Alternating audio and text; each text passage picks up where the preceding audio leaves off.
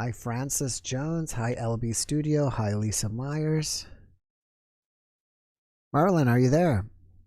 I am here. Hi, How are you Merlin. doing? Great. How are you? All right, doing good, doing So, real good, what doing a little happened to better. you? Well, you were sick with something. Yeah, I don't know what it was. I never went to the doctor, but luckily, I have a love for chewing garlic raw, and Mm-hmm. so I chew that every day, a big old clove of it, and I washed it down with honey as well to Smart. help with the taste and the burning sensation. But it really helps, I believe. So You I know that. feel a little bit. I think it's a great idea. Actually, whenever I've got a cold or something, what I'll do is I'll get like top ramen noodles, which I know aren't the healthiest thing, but Yeah. I'll fill it full of garlic. I'll at least one big clove in there, smash that in there, and lemon. Mm-hmm. And then, and that's kind of like the same thing, but I mean, maybe add some Mm-hmm. ginger, maybe add some, probably turmeric would be a good idea, but the Turmeric, garlic, turmeric, turmeric is those are all like very good medicinal herbal things we can take. From what I've researched, I even went to legitimate medical websites and stuff, and they all confirm that they do have medicinal mhm, properties to them, and it's very healthy for you. So that's I've been chewing a garlic for about 4 years now, mhm, on and off, not day, but I'm used to it. I can chew it raw without the honey now, but it burns. So if you want to try that, start with a right? small clove because to get the very good nutrients out of it required, you have to mince it. It has to be minced for those certain chemicals to get released. And they have the same compounds as onions as well. Yeah. Um, I have one of mhm. those little garlic squeezer presser things where I just smash it in there. I need one of those, but Yeah. I don't know. I go to hardcore, Hmm. and I also drink hot sauce too. Like I Hmm. chug it. Hmm. So, but I got used to it. Well, So, um, most importantly, I'm glad you're better. thank you, thank you. Glad you're better. So, what cards are you going to use tonight? I am going to use. I'm going to draw 3 cards out of the fairy deck, and as the clarifying cards, I'll use the angel deck for those as well. Hmm. Are you So back a let's do hundred? Do you that. do you feel like you're 100% back? I don't feel myself Yeah. still, but I I I lost my sense of smell a bit. Mm. But the garlic kind of knocked that out real quick. Hmm. But I don't feel the same. Um, I feel a little off. Yeah, I can Um, tell you seem a little bit lower in energy today well, I've been drinking. than I don't know usual. why I've been drinking caffeine. I'm drinking caffeine. Mm. So, but even with that, I still feel kind of off. But I'm okay. I'm fine. All right. Um, let's do it. All right. Okay. So let's see what we got here for you guys. Okay. And again, I'll give you a little few seconds to pick out of 3 cards. Okay, this time All right. for So everyone. everybody who's here, if you want to participate in your reading, he's going to put down 3 piles. So you can be, 1, 2, or 3. The regulars here will know what's going on, but if you're new, you can choose either 1, 2, or 3, and then he'll give you a reading. And by the way, don't let me forget that I have the object in my hand for remote viewing. So if you haven't tried remote viewing, it's still in my hand here. I've got it here. Later on tonight, I'll show you what it is. At least if you could maybe get the color, the material, the shape, or maybe you'll get the whole thing. We'll see. Oh, I got to shuffle this. See, I am off because I didn't even shuffle this deck yet. Or at least the clarifying cards I have to shuffle yet. Okay. Here we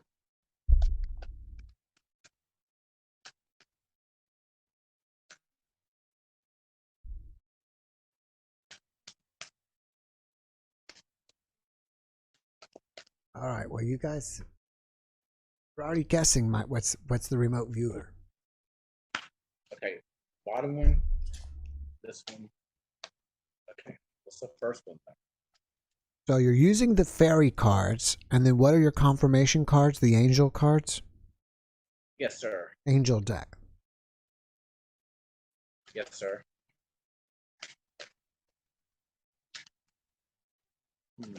Oh, there we go. Okay. Okay, guys, you think it's been enough time for them to All right. pick yet? You got your. I hope you've made your choice. 1, 2, or 3.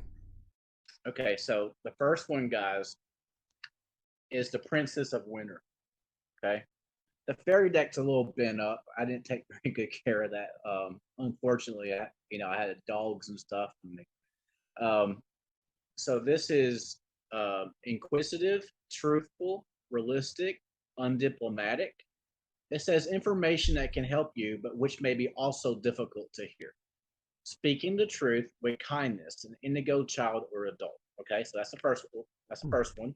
The clarifying angel card is the Seven of Cups in reverse. Okay, so that means you've already made your decision to to accept the facts, or to either be honest as well, not with just yourself but with others as well. So you've made that decision if you picked one. So the first one's more about truthfulness, and you're going that route.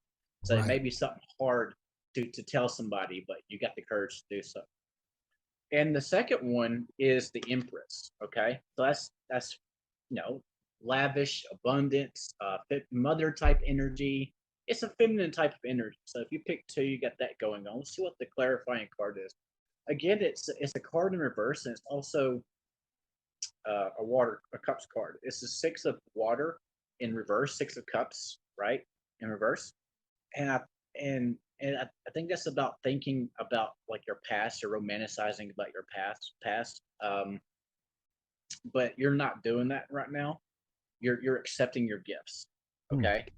See, in the upright, it says romanticizing the past, or you're seeing it either from rose-colored lenses, or you're seeing it through like everything's bad. But you're not doing that. You're in the now, and you're accepting your gifts and your luxuries, and you're grateful. Also, the third, if you pick three, you get the Prince of Spring, which is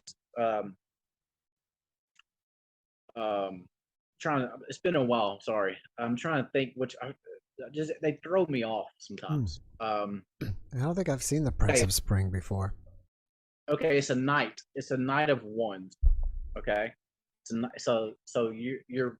I had to see him writing. Okay, Nine of Wands. Okay, it says immediate action, a challenge you can successfully manage, a passionate relationship. Okay, so that's a lot of fire energy. It's movement. You're going forward. Whatever it is you're passionate about, or you're just going. You're charging forward. Okay, so you got a lot of passion, or a lot of energy there. What's the clarification for? Ooh, Nine of Pentacles, Nine of Earth, Nine. Wow. Okay. It says enjoying life's little luxuries, spending quiet time alone, successful self-employment. Wow. So this is telling me that y'all are whatever business field that you happen to be in, you've chosen to take that passion and go forward with it as well. So this is awesome. This is good energy, guys. So hope this makes sense for everyone. So thank you for allowing me to be on here again, guys. And Jeff, thank you. Jeff and Mark, thank you. Thank you very much. Well, thank you for coming back. Now, are you still on the Discord and still providing free readings there? Yes, sir. There was a lady that she did a reading for me after I did a tarot reading for her. And so yeah, you can reach me there on Discord. And you can find me on YouTube and Facebook at Merlin and the Fae King's Crown 2 there. But mainly, if you want a reading, you have to come to Discord, okay, guys? You have to go there and direct message me there. And we can see what your schedule is, and we'll see what we can do. Okay. Yes. So again, in Discord, you have to go. You can. Well, what are you called in Discord if they want to DM you?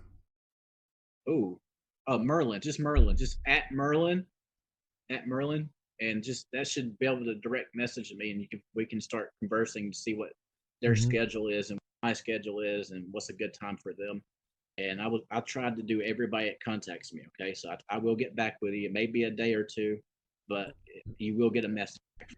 Do you find that people don't have any trouble finding you, or sometimes do they have to just leave a message for you in the service room?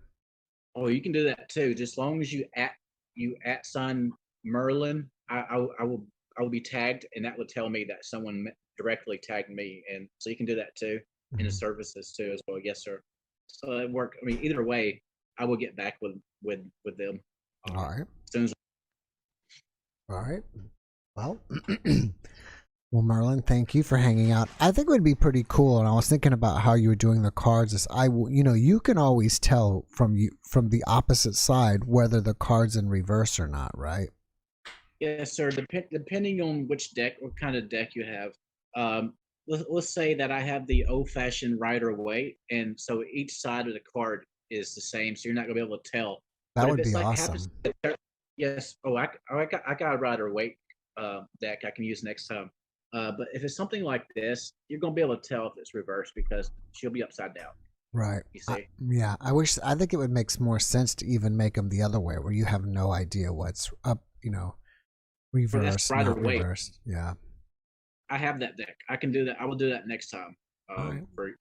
For sure. Yeah, that's a good idea. It makes it more believable for everybody else. I know there's people that don't believe in stuff like this, and a lot of people now. The majority of the people that come on these things are open minded and they do believe, but some people are still skeptical. And I like to break down that skepticism, and I like to prove to people that paranormal and supernatural it's real, and you can even apply science to it as well. So it does exist. And I did watch that lady about Betty.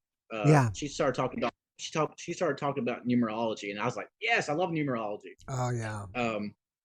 She's an 8 life path, she said, and what's surprising is if you and I love the Queen, and I'm sorry that she passed away. So I'm a supporter of Queen. But if you look at her birth year, she was born in 1926. Now, if you take the 2 and the 6, you get 8, and 8's about power and authority and wealth. And she passed away September 8th, right on September 8th as well.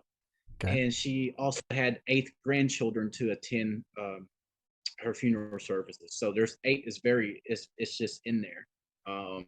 So it makes sense with the United Kingdom. So it's interesting. It's interesting because she kept seeing 8s. Yeah. 8s, 8s, 8s, and I kind of felt like I knew that 8's also the symbol for infinity, but I didn't know the other significances of 8. On the original Rider-Waite, the magician, he has a infinity symbol over his head, which is like unlimited. It's like it's manifestation. It's like unlimited like energy. It's like that's why it's like infinity signs is 8, and that's why it's over the magician for the manifester and the tarot card, the original Rider-Waite. So it's very interesting. It is so. And I thought that was very interesting. And she's a life path 8, so she should have more manifestation power than usual. So I think that's awesome. So cool. She had a very remarkable turnaround in her life. Yeah, and I'm glad that she woke up to her own power, which is very incredible. We all need to wake up to our own power as well. Yeah, we all have power, So I thought that was an incredible story. Really good, really I liked it. Cool. All right, brother. Well, I wish you to recover to your 100% health as soon as possible. Thank you. Me too. I hope you'll be back next week, back to your old self. Yes, sir. And, everything will be going well for you. Thank you, Jeff. I appreciate you. I love everybody. I love you guys. All right, we love you too. You have a great night. Yes, sir. Thank you. You too. Bye-bye. All right, so that was Merlin, and he is in the Discord. And if you're new here and you have no idea what we're talking about when we say Discord is traditionally made for video gamers so they can chat with each other while they play games. But it's been used by all kinds of people, including me. And it's free. You just create your own profile on Discord, and then you get my link, which is in the description below, and then you can join. There's over 400 people there, and so if you want to hang out with like-minded people, and you can hang out, you can chit chat, you can post stuff, you can excuse me, you can video chat, you can audio chat, and there's they call them servers, but they're like rooms, and I created 3 rooms, and one of them is called services, and that's for people who if they want to practice their services, they just, as long as they're doing it for free, then they can do it there. So Merlin does it for free. I remember Typo was doing it for free, and I think there's one other person or maybe two others that were doing stuff there. And if you are someone who does some kind of whatever, tarot readings or energy healings or whatever, and you would like to practice your skills, you're welcome to do it too, as long as you do it for free. And you can just type in, hey, I'm John Doe and I do long distance, whatever, long distance Reiki. And if someone wants some healing, then hit me up. So that is there for you if you would like to do that. Also, while I'm talking about what's in the description below, if you want to join me, it's on Zoom. All you have to do is go to Zoom and then you click join a meeting. And then it says Zoom ID number. So it'll ask you for the Zoom ID number. You type that in. Then it'll ask for the passcode. It's right there. You type that in, and then you'll probably pop up here in this box for me first, and then I just will enter you into the room. Underneath that is the JeffMara podcast Facebook page. And not only do I post the videos there, but I post news stories there. And if we have time today, yeah, I saw that one. I just don't know if I will. Yeah. I just don't want to say it yet. Yeah. If you want to, so the news articles are there besides the videos, and if I have time, I might discuss some of the news articles tonight, so that's where you can find them. Underneath that is my personal Facebook profile, or whatever you want to call it. You're welcome to friend me there. I'm accepting friends until I run out, which is 5,000, so I'm not there yet. So you're welcome to friend me. And then the last one says JeffMara NDE clips. I've been kind of slow on that lately. I have at least one I need to post there. But what I've been doing is that I just cut out the clip where the person's telling their NDE, which is usually between 5 and 20 minutes. And there's no intro, there's no talking or nothing. It's just the guest telling their story. And that is there if you'd like to, if you like those things, there's some videos already there. And if you like it, please subscribe and check them out. So that is that. Let's see what is up for the for this week. What week are we? Okay, I've got to record an NDE. I don't know. I didn't write it down. With that one, excuse me. Another NDE. Another NDE, and another. So already I've got 4 NDEs that I have to record this week. I haven't recorded yet. Tomorrow, I haven't posted one in a long time, but tomorrow I'm going to post one of those compilation videos where I take all the people's their positive message, and I just kind of link them all together. And I have a lot, but I'm going to do around 50. So I'll put one of those together for you tomorrow. I actually already started working on that. So I think a lot of people like that. Gosh, I remember what that is. Next week I have PMH Atwater, which is I call her like the godmother of NDEs, because she's been doing research for like ever, since probably like the 70s. And I'm going to be talking about her latest research. And there was one person today that was fascinating that I might be getting. There is an Australian woman that's a famous singer. Her name is pronounced Peruqua. And she sings this spiritual music, and it sounds like she can do 4. I know that, like, let me go back. It's from her website, she can do 4 tones at once.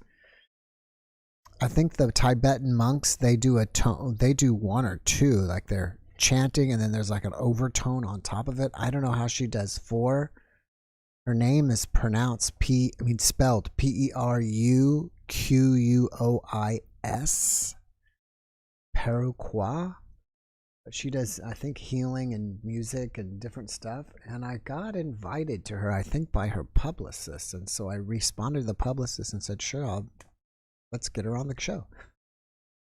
And I haven't heard back from the publicist yet, probably since it's the weekend. So if you know of her, maybe you will like that. But I think, she has really cool music, so I think you're gonna like that. I was listening to some of it. So that is one of the new ones coming up. Let me see. Besides NDEs, what is there? In my apartment book, I see Mika needs a haircut, so she's getting a haircut on the 28th. Medical Intuitive, Julie Ryan, it's late in September. And some other guys here. Gosh, I just didn't write them down. I need to start booking into October already. I've actually started. I've got some NDEs already there. So that's what's coming. That is in the news. That's what's new. Let me see if there's anything new going on with us. What do we have new? Do we have anything?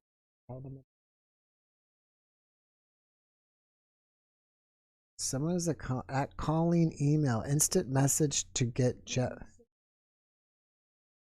Which one is it? Oh yeah, if you want to if you want to, people email me and I don't, it doesn't automatically fill in here, but if you look like in the regular videos in the description, it always has my from Colleen from New Hampshire. Yeah, you can just you're welcome to message me on the Facebook page. My email address is on the regular videos, not the live stream videos, but the regular videos. If you look through the description at the bottom, it has my email. You can message me there. I think that's it. And wow, Forever Conscious Research Channel. Thank you very much for that. Super thanks. I really appreciate it. And it says, keep up the great work, Jeff and Mara. We appreciate all your efforts in sharing these experiencer accounts with us every week. Well, I thank you for your appreciation.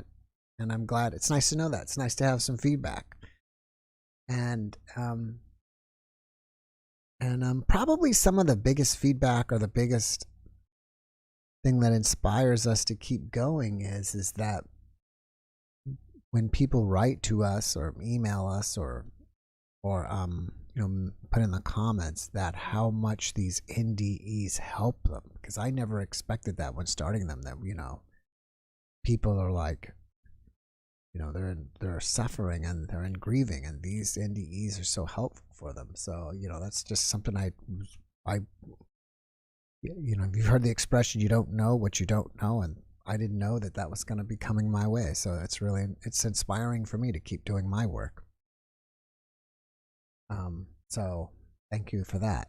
All right, so it's almost 200 people here. There should be 2 of you in line waiting to talk to me. And as I said over the last couple of weeks, if you want to wear sunglasses and a hat to kind of give yourselves some more anonymity, am I saying that right? Anonymity? Anonymous? Anonymity? You can do that. You want to, hide yourself a little bit. Other than that, I'll give you the news while we are waiting. Let me go find my news.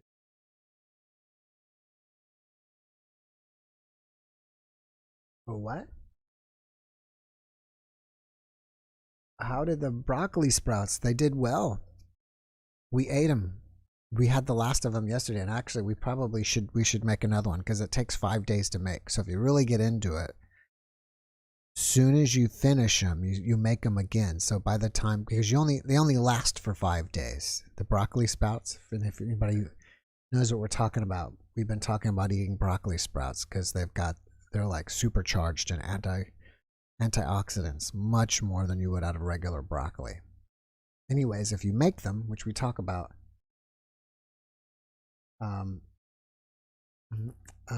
then once you make them, they only stay good for 5 days, and you got to keep them in the freezer. And once you crush them, it creates this compound in there called sulforaphane that's really awesome for you. So And you're very welcome from Forever Consciousness. Thank you, Joyce Banks. Just told Betty to come on. Karen Doyle said, Betty, we are friends on Instagram. Oh, is that Betty from the other day? We can have her back if she's here. Betty Buddha? I think that's what she goes by. Or Buddha Betty?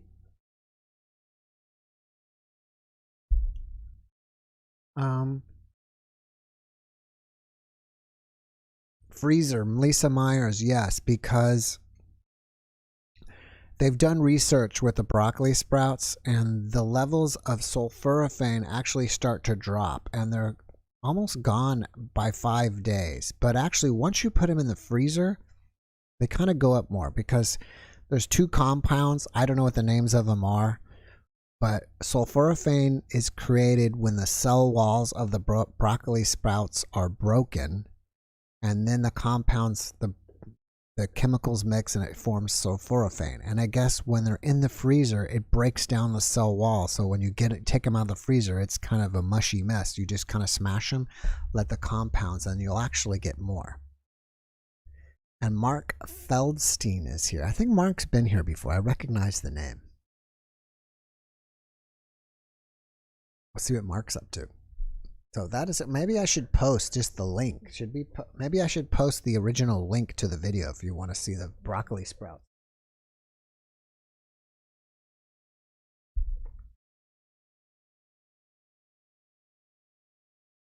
Yeah, you have to just open up another window.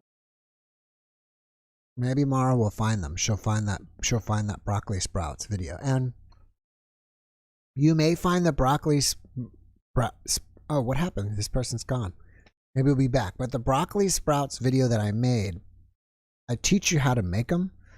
And it seems kind of really repetitive. And it's just kind of, may even seem kind of long and boring. But you got to water the broccoli sprouts twice a day.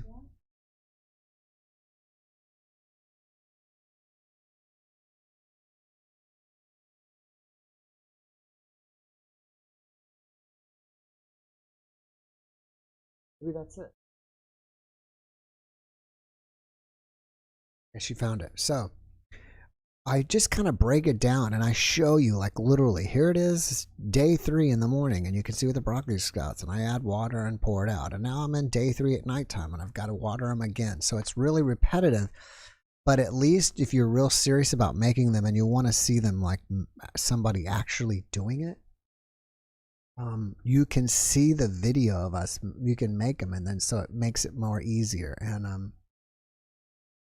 it's just a great how-to video, in my opinion. People like lots of comments. It's like I've experimented with different channels, and it's on our cooking channel, and I kind of abandoned that channel. Yeah, and it's there. Oh, it's right there. It's there down in the chat. Mara just posted it. So if you want to watch that, you can check out the video and learn how to make them.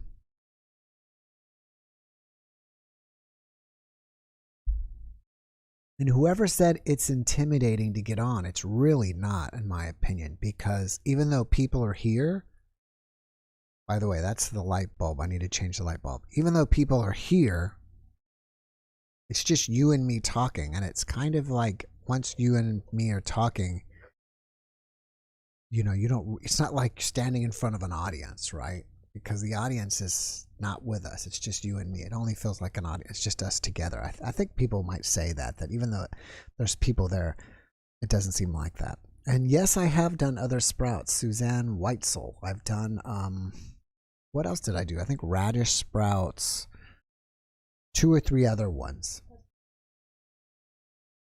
The mustard seed sprouts, or I don't know. Yeah, none of them was as good as the broccoli sprouts. Glad you arrived. Always interesting. Wasn't me. And the biggest complaint is, I'm gonna head you off now.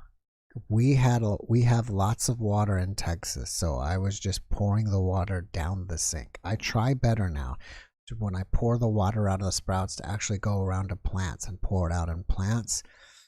But you'll see in the comments, people are saying I'm wasting water. So I'm beating you to it if that's gonna be your comment. All right, so I don't know what happened to Mark. Maybe he'll be back. I was gonna see what's up with JeffMara podcast news. I put the news in. Oh, okay. Here's the first one, and this one is Robert Bigelow of Bigelow Aerospace. He did a contest, I don't know, a year or two ago, and it was basically to prove, I think, life after death, and you had to write an essay. It says back in 2021, Bigelow Aerospace founder and entrepreneurs launched a drive to encourage scientists and philosophers to, pen essays on the case for life after death. And we'll get back to that maybe. Mary Aranda. Let's see what Mary Aranda. Oh, no, it's not Aranda. It's Ananda. So forgive me for that if you're listening, Mary.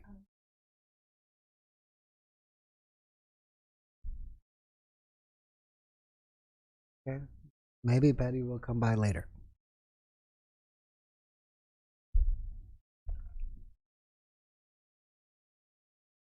It sounded like it came.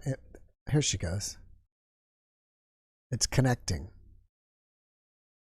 Almost there.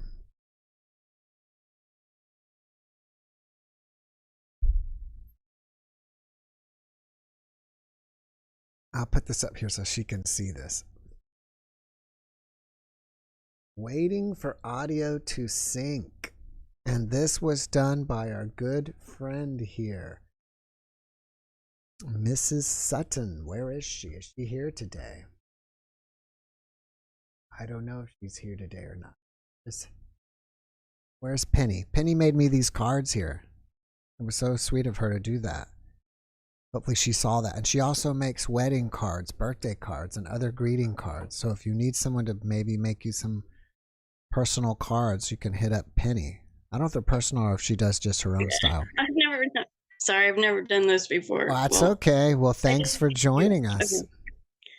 You're welcome. Thank you, Thanks Mary. for having me. Thank you, Mary. Where are you from? Missouri. Missouri. What part? Southwest Missouri. Anywhere near Spring? Are you near Springfield? South of Springfield. How far? By Joplin. You know where they had the big tornado in like 2000 or something, 2011. Are you close to Arkansas? Are you close to Arkansas? I think about 50 miles away. 50 miles away. Okay. And how many miles would you? I guess you're west of Branson, right? Springfield's like 45 miles, I think. What do you think about Springfield? Do you like that town? It's okay. It's a little bit bigger than Joplin, but then there's also some more, at least when I went there when I was a teenager, they had more like skinheads there than they did here. So there was that thing that I didn't like. But I mean, that was a long time ago. Right. Yeah. Someone headbutted me once and he was a skinhead, and they had a bunch of that there when I was a teenager. Now that was like 25, 30 years ago. Right, right. Interesting. Yeah. Well, what do you have to share with us this evening? Well, I've got a couple stories now. Right. When I was 15 years ago, I was about 25, and one of my friends died right down the street from me. Mm-hmm. I was in the middle of the night. He had went to the bar with two of his neighbors, and he was driving. Some kind of argument got started there, and instead of waiting for the cab, they got in their car and he drove home. And well, I'm sleeping and I had this crazy dream. He's in the hospital talking to me, except the words weren't coming through his mouth. They were coming like straight into my mind. And I noticed that in the dream. I was like, well, that's kind of weird. And I mean, it looked just like him. He had the bandages around his eyes and around his head. And he's like, I don't want to stay here like this, like a vegetable. And I was like, okay. And I saw, he's in the hospital. And I woke up like I'm dreaming, and I hear my phone ring and ring and ring and ring. And, we're talking. And finally woke me up. It was his mom calling and said, get to the hospital. Jay's been in an accident. And he was brain dead on life support by the time we got up there. And I mean, nobody knew. I didn't know he had an accident. He Mm. had the accident that night while I'm sleeping a few blocks from my house. Wow.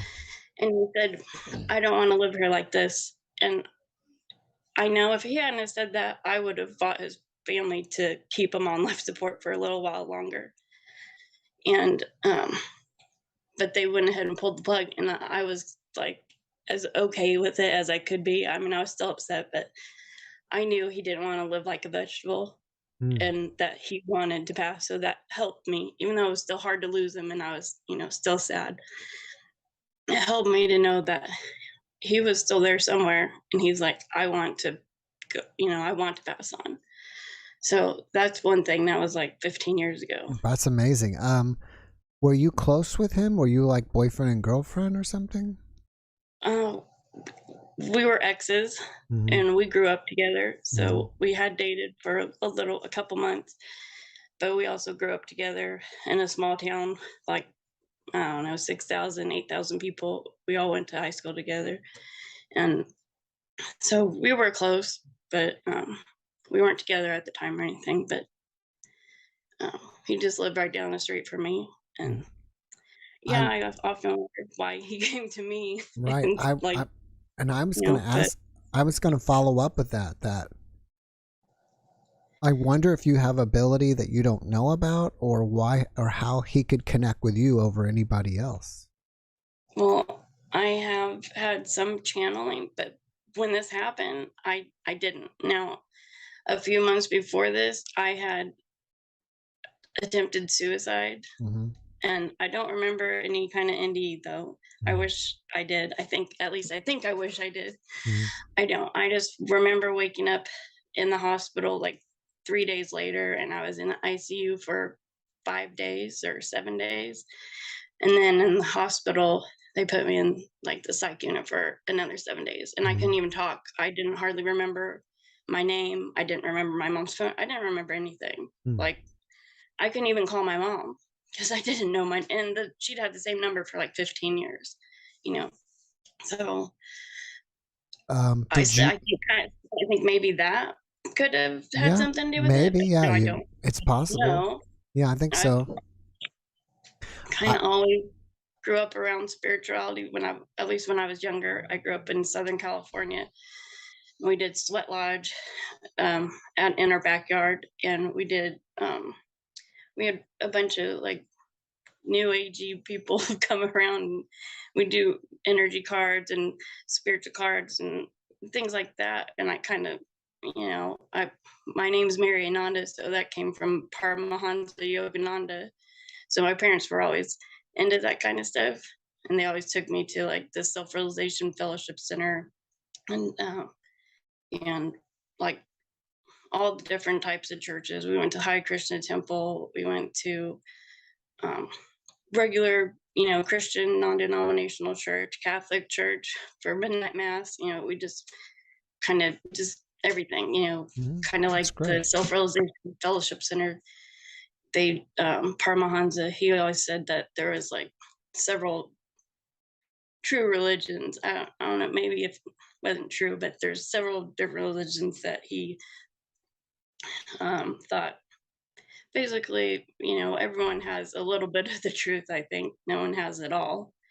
Maybe if we put it all together, we could have some comprehension of what the actual truth is, I think.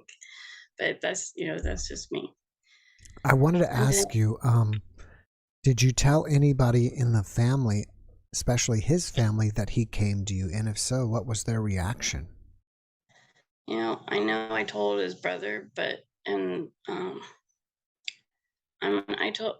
can't remember.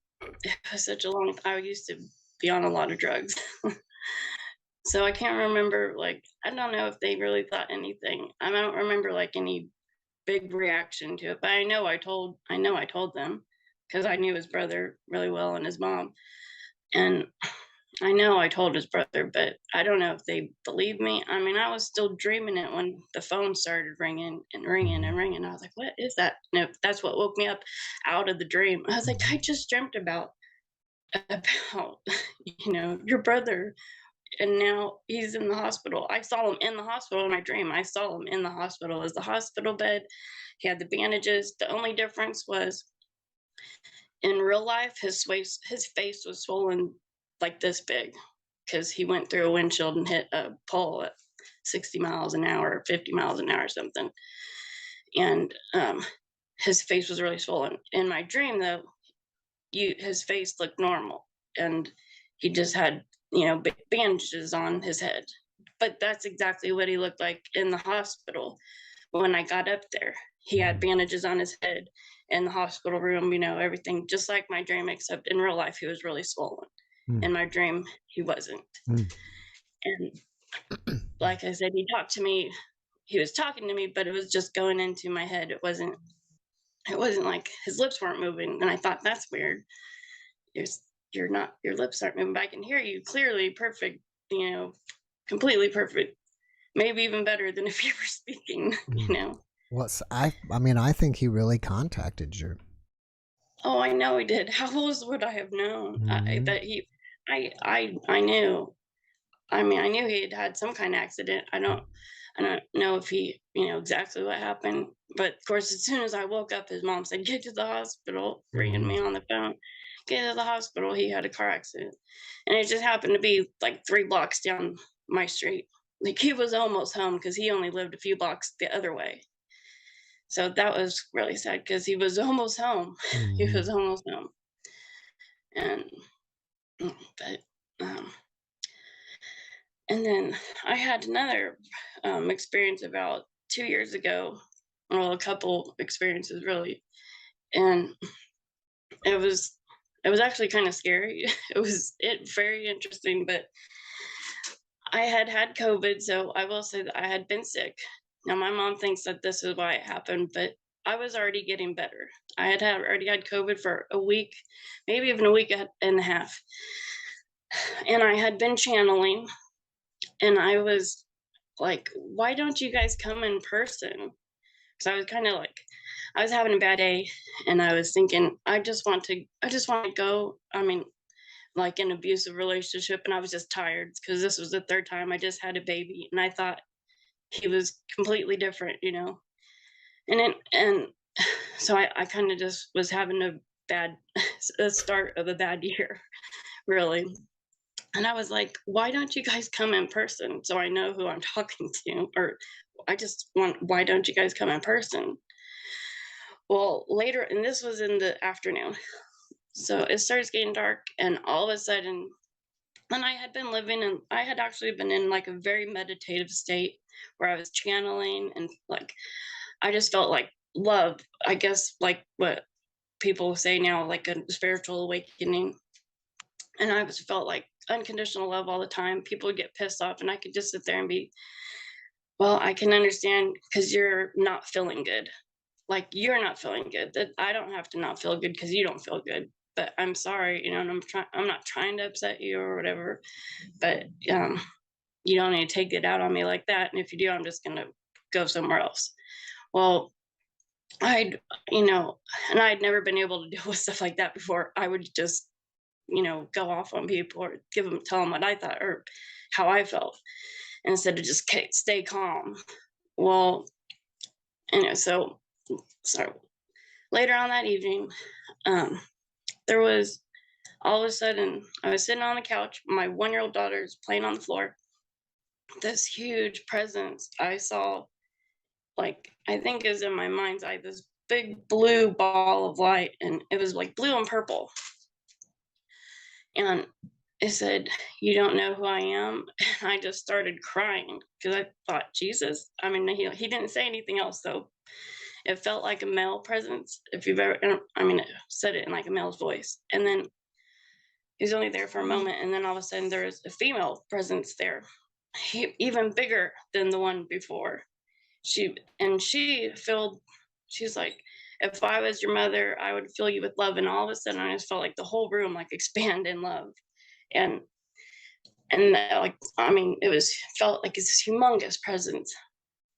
And then all of a sudden, this father being comes in, she also told me she was married to the father, or she was the sister wife of the father. And that's when he came in. And all of a sudden, like, she said that, and all of a sudden, boom, even bigger presence. And it was like a more stern energy. Mm-hmm. Earlier that day, I had said, I want to go back to God and be remade. I don't think I can get this life to work out right. And all of a sudden, this huge presence was like, so you're ready to go? You want to go to heaven? I'm like, I'm ready to go.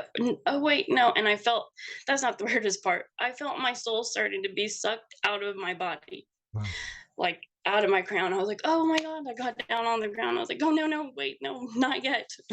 Because I just had a daughter, and I was like, oh my God, I didn't really think that.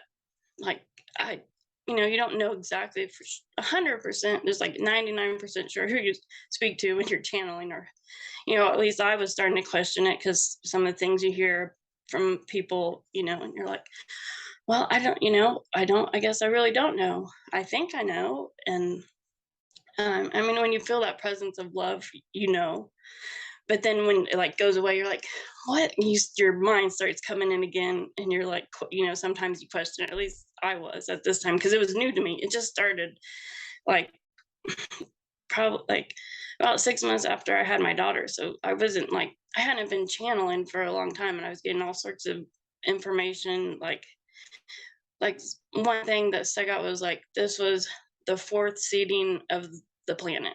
But I don't know exactly what, I mean, I guess I kind of understand what they meant by that, like, life on the planet, but what exactly did they mean? I should have asked them exactly, what do you mean?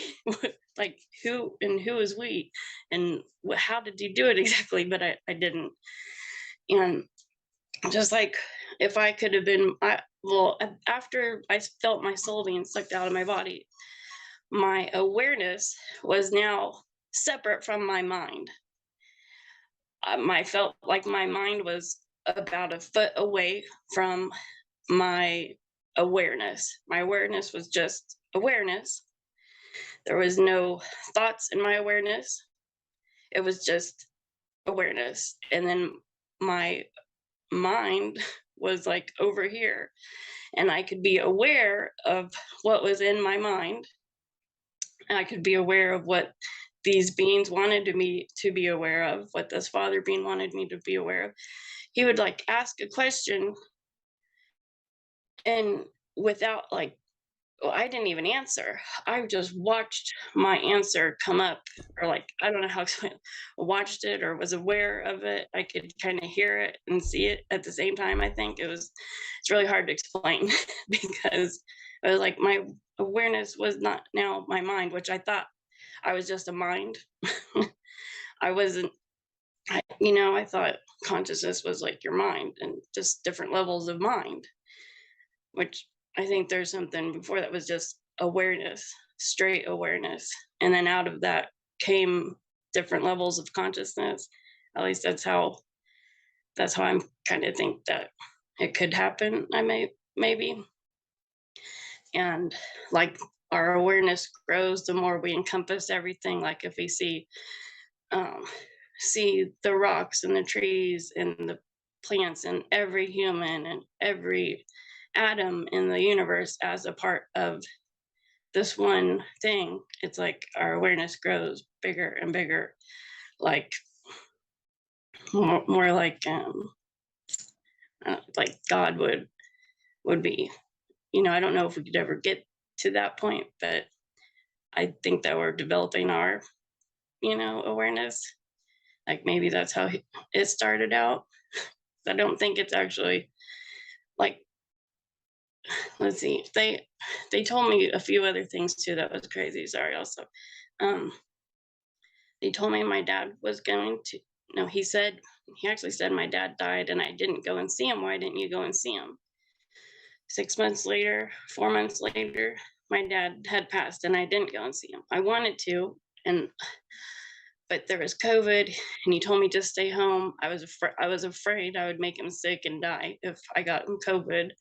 And I had my little daughter, and he was way in California, so I was just and I was moving out, so there was a bunch of things going on why I didn't go. But he had asked me that, and I really wanted to go, and I just, I didn't listen to myself and didn't listen to the thing because I knew. I mean, I knew it was coming. I thought it would be longer, but it wasn't. But he asked me like it already happened though. He didn't, and it hadn't happened yet. When I woke up the next morning, I was like, I wonder if my dad's still alive. Of course, I called and checked on him. He was, and he was here for another like 4 more months or so.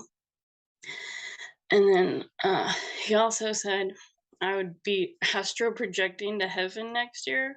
And I didn't know what he meant by this exactly. Like, well, when you die, you're probably astral projecting, aren't you? Am I going to die? Or like astral projecting, I'm going to learn how to do this or what? Well, I did have a dream. I was taking a nap with my daughter, and I was like, this dream was really long, so I'll just tell you part of it. But part of it, I watched. I was like floating around in space, and I saw like the Earth get hit by an asteroid, and I wasn't freaked out. I was just like watching it, and all that was left was like this big chunk with a pyramid on it.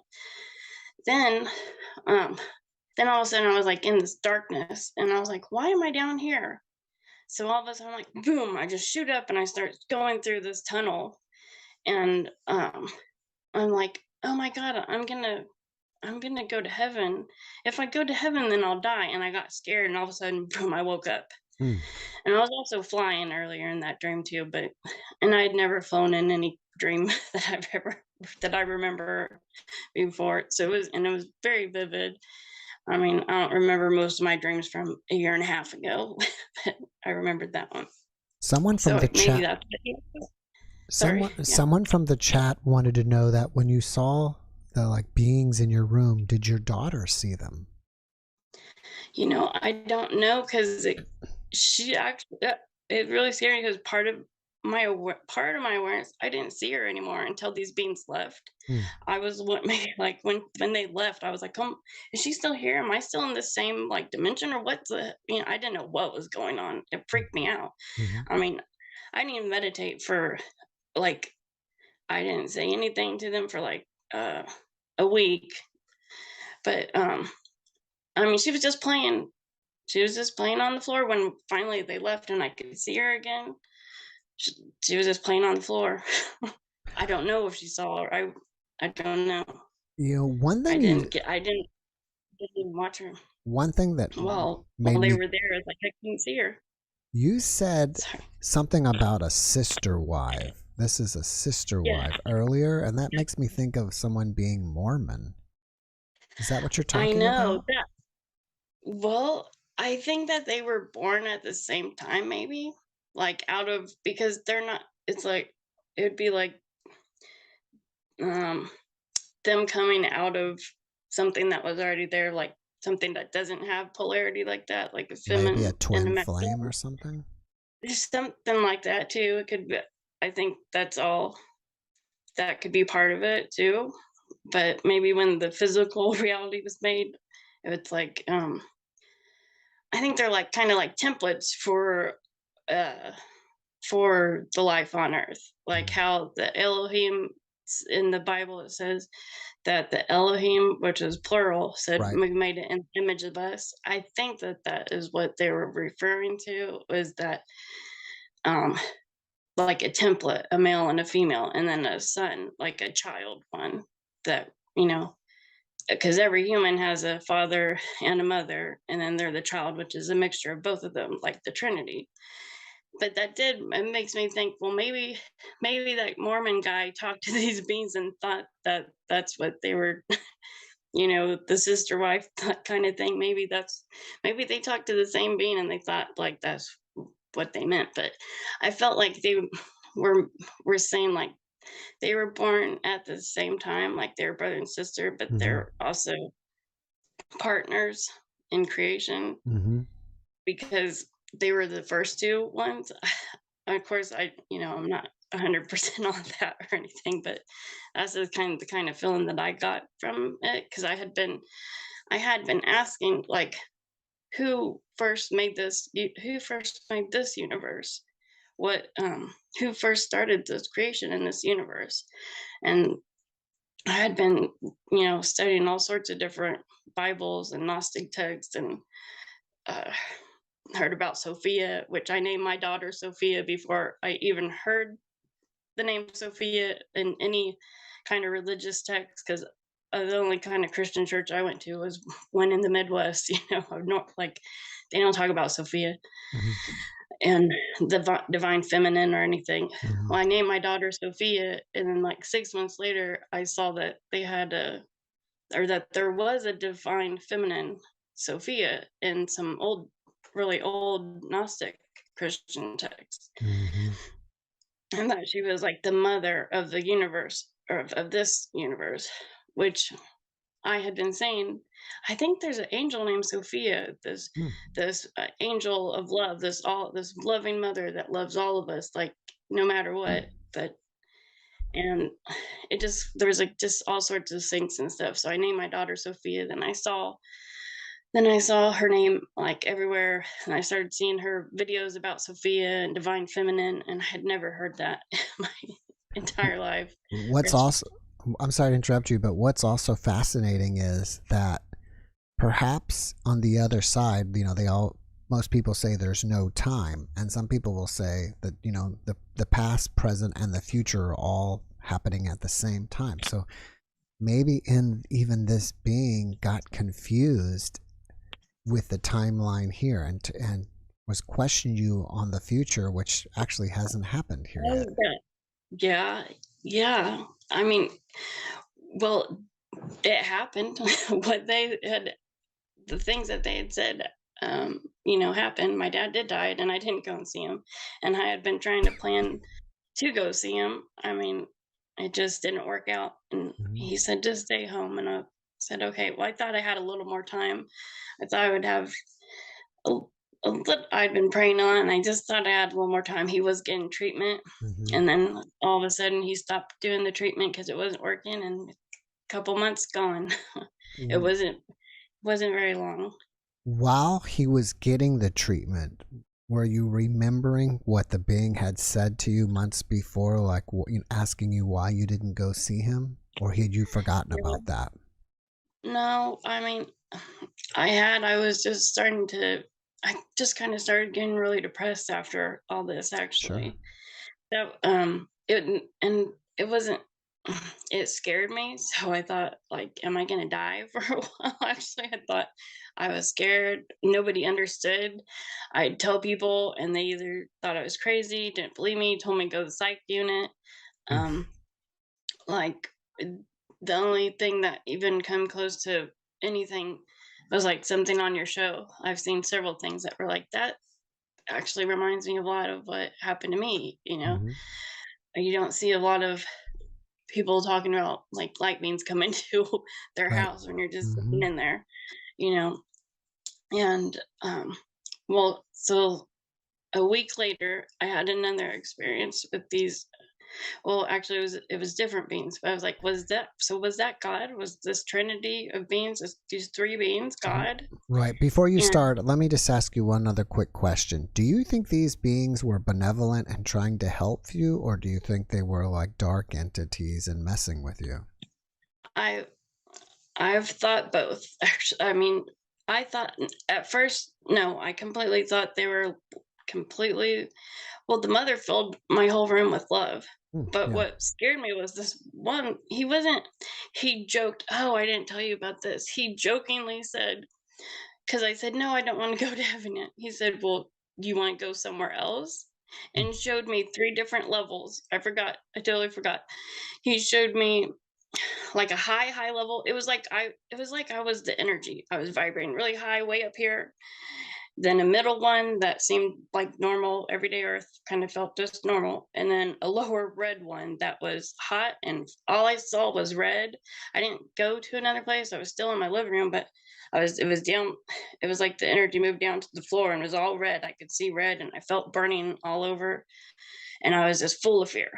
So I don't know, because I mean, they showed me something that scared the crap out of me. That's Mhm. also what scared me. Right. They had showed me, but they also showed me this heavenly feeling that was so high vibe you couldn't even, you probably couldn't reach it on Earth or something. You just, it was like you were the light. You were vibrating so high, and you could see the light and see nothing but white. So I've, you know, part of the reason why I thought about, I want to hear what other people want to or think about it, because Mhm. I've gone back and forth. I thought, or maybe they were just messing with me and Mhm. making me feel crazy, or maybe I just wasn't ready for it and they thought I was. Or but the mother filled me with so much love, and the first one that came in with, I just felt full of emotion, just started bawling. And it wasn't like, I mean, it wasn't completely, it was like he was stern. He wasn't Mhm. like angry, but Right. like he jokingly but sternly said, you know, "Well, you want to go somewhere else instead?" I was like, "What? Yeah. No, no." That kind of, Yeah. So I don't. I mean, he, the way he said it, it was so hard to explain, because it wasn't like angry, Right. but it Right. was like jokingly. But Right. maybe he was trying to teach me not to say I want to be dead, basically. Right. Right. Yeah. Not, Maybe he was just warning you. you know what I mean? And Yeah. so like a week later, I was like, so was I finally got up the nerve to be like, and I just asked it in my living room. I was like, was that God, the three beams? Like, and again, that was like in the afternoon, and later on that evening, my room all of a sudden just, I, it was like I disappeared and I was just surrounded in light, complete light, a huge, huge ball of light, bigger than those other ones, and this was complete white light, and it didn't say anything, didn't say one word. When I thought I could disappear in this light, that I would just dissolve, because I didn't know if I was gonna ever see my daughter again. Really, the way the light was, you just felt like you're just gonna disappear in it. Not that it was a bad thing. It was just, I was like, am I gonna? Is this the end of Mhm. Mary? Not my awareness probably, but of Mary. And then all of a sudden, I was surrounded by darkness, and I thought, again, I'm going to disappear in this darkness, or I'm just going to be this piece of awareness in this darkness forever. Mhm. And, but that's not what happened. Then all of a sudden I saw um, a light in my chest right here. It was like a spark of light. That's all I saw. That I didn't have really any body, but I felt like that's where it was. Like it was just a spark of light. And when I saw that light, I was like, oh, I'm a piece of that big light. Like, Mhm.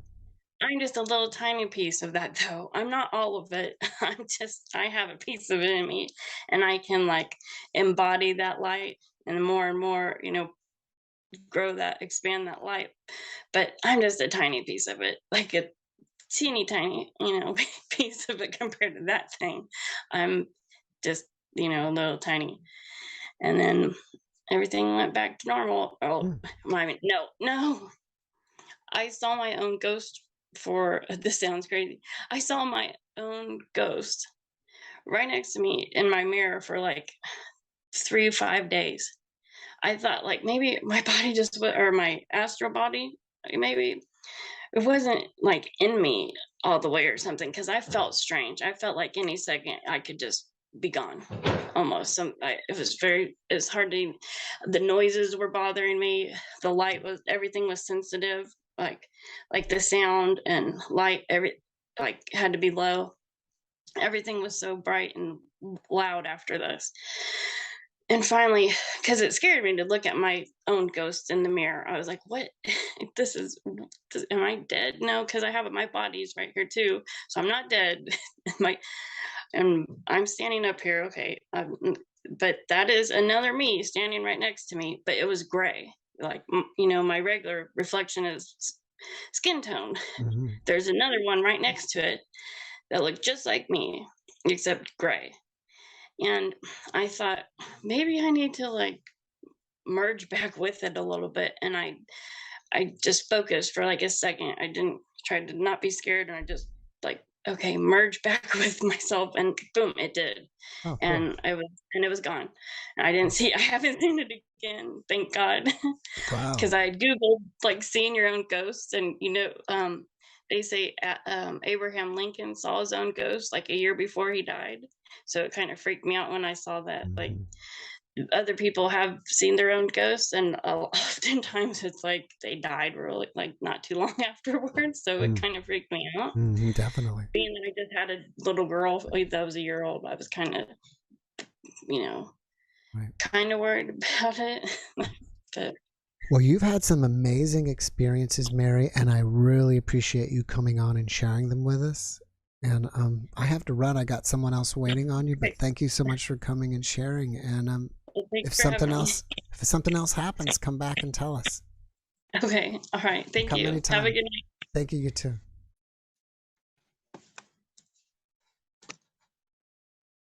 All right. Next up is Chris. And excuse me.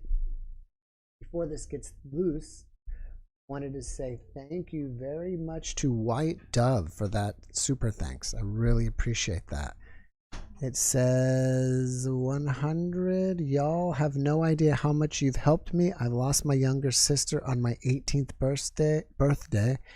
She was run over by a car in New Braunfels, and it completely changed my life. Wow.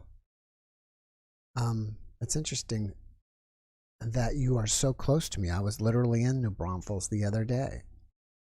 But I'm happy that these videos have helped you. As I was saying it earlier, that one of the great things is that getting comments just like this that have been helping you. So I'm happy to hear that. Chris, can you hear me? Yes. Can you hear me? Yes, I can. Have you been on before? I have been a long time ago. Yeah, and I said I would. Yeah, sorry. It's okay. I was going to say, I thought I recognized you.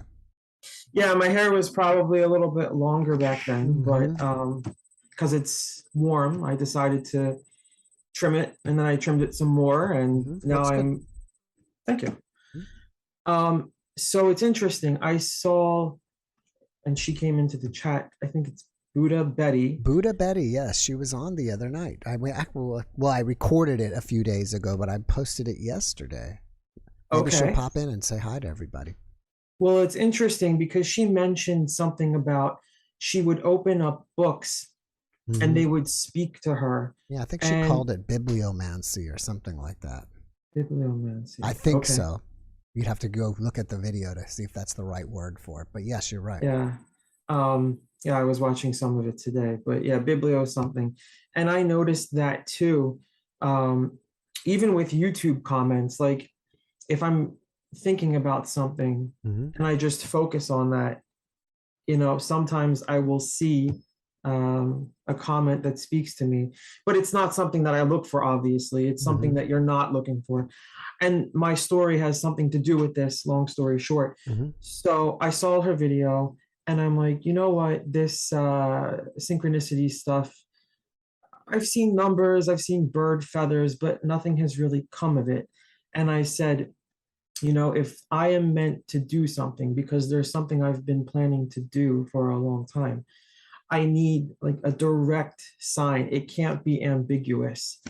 And I'm an Instagram user. And when you go to the search, do you use Instagram by chance? Yeah, I do. And I actually have one for the channel. For those of you who are out there, it's JeffMara Podcast. Okay. So, when you go to the search button, it brings up like a grid of pictures, and then in the corner there's like a video, like a reel, an Instagram reel, and it's just infinite. You could keep scrolling, but in the corner was this, and I took a screenshot of it, and it was talking about Istanbul. And by the way, before coming on here, I was like, look, if I'm meant to come on here, give me a sign about Turkey or Istanbul. Wow. And the woman previously started saying her daughter was Sophia. And I'm like, come on, say Aya Sophia. And somebody in the chat said Aya Sophia. Now it's a mosque. And then somebody's like, Merhaba. And I'm like, that's my sign. Wow. Yeah, it's very strange. So here was this screenshot about and it actually said, come to Istanbul. At the bottom, it says, this is a sign for you to visit Istanbul. It's a little hard to see. Yeah, I can see that. And the number of comments is 213. Those are actually my birthday numbers. Oh, wow. So I'm like, maybe I'm twice as crazy, but for me, this is good. This whole thing has been like, it's been years in the making. I tutor online, as I said in the past, to Turkish speakers. Oh, and wow. I help them with their English speaking. And it's just been a symbol of what happens when you follow your heart's calling versus your logical calling. And despite things that are going on in the world, despite things with my health, I take this as my sign that, I'm meant to go and that it will be okay. Why not? So have you bought tickets? Not yet. Once I get one scan done, because I might have a little hernia, I'm not sure. Once I get past that, I'm going to get tickets. I had gone 4 years ago to a place called Üsküdar, which is like a little neighborhood in Istanbul. And when I clicked on this person's channel and I went to their I don't know what you call it, their list of posts, there were 3 that were pinned. And the second one that's pinned is places to visit in Üsküdar. It's hard to see it. Yeah. And then again, it says, are you coming to Turkey soon? Wow. And I'm like, I guess I am. And when I clicked this thing about visiting Üsküdar, it started playing this song that I had just heard in a reel that I saw about Princess Diana. And I was really moved by that reel. And I thought, wow, what is that? The music, I really want to find out. And sure enough, it's in this particular post. So just talking about synchronicities, I think there might be something to it if you open yourself up to it. So it's cool. Now, are you Turkish? And if not, do you think that you lived there in a past life? I'm not Turkish. My dad's side is descended from Italy. So that was part of my interest in looking at the Mediterranean region. But I do, if there are past lives, I do feel like I have been there before. It could be because this connection to this place is so random and so inexplicable.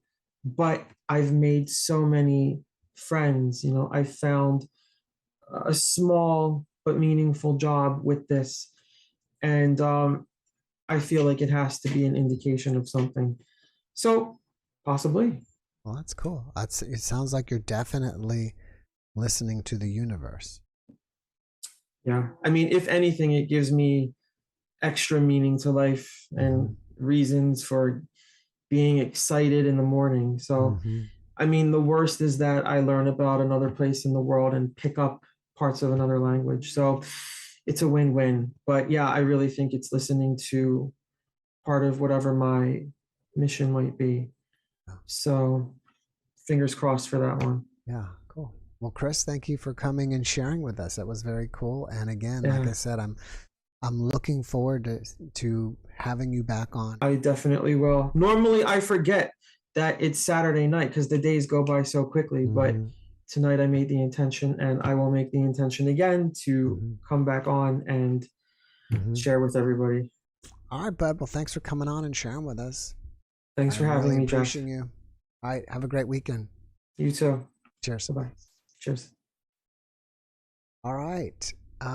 So Betty is here now.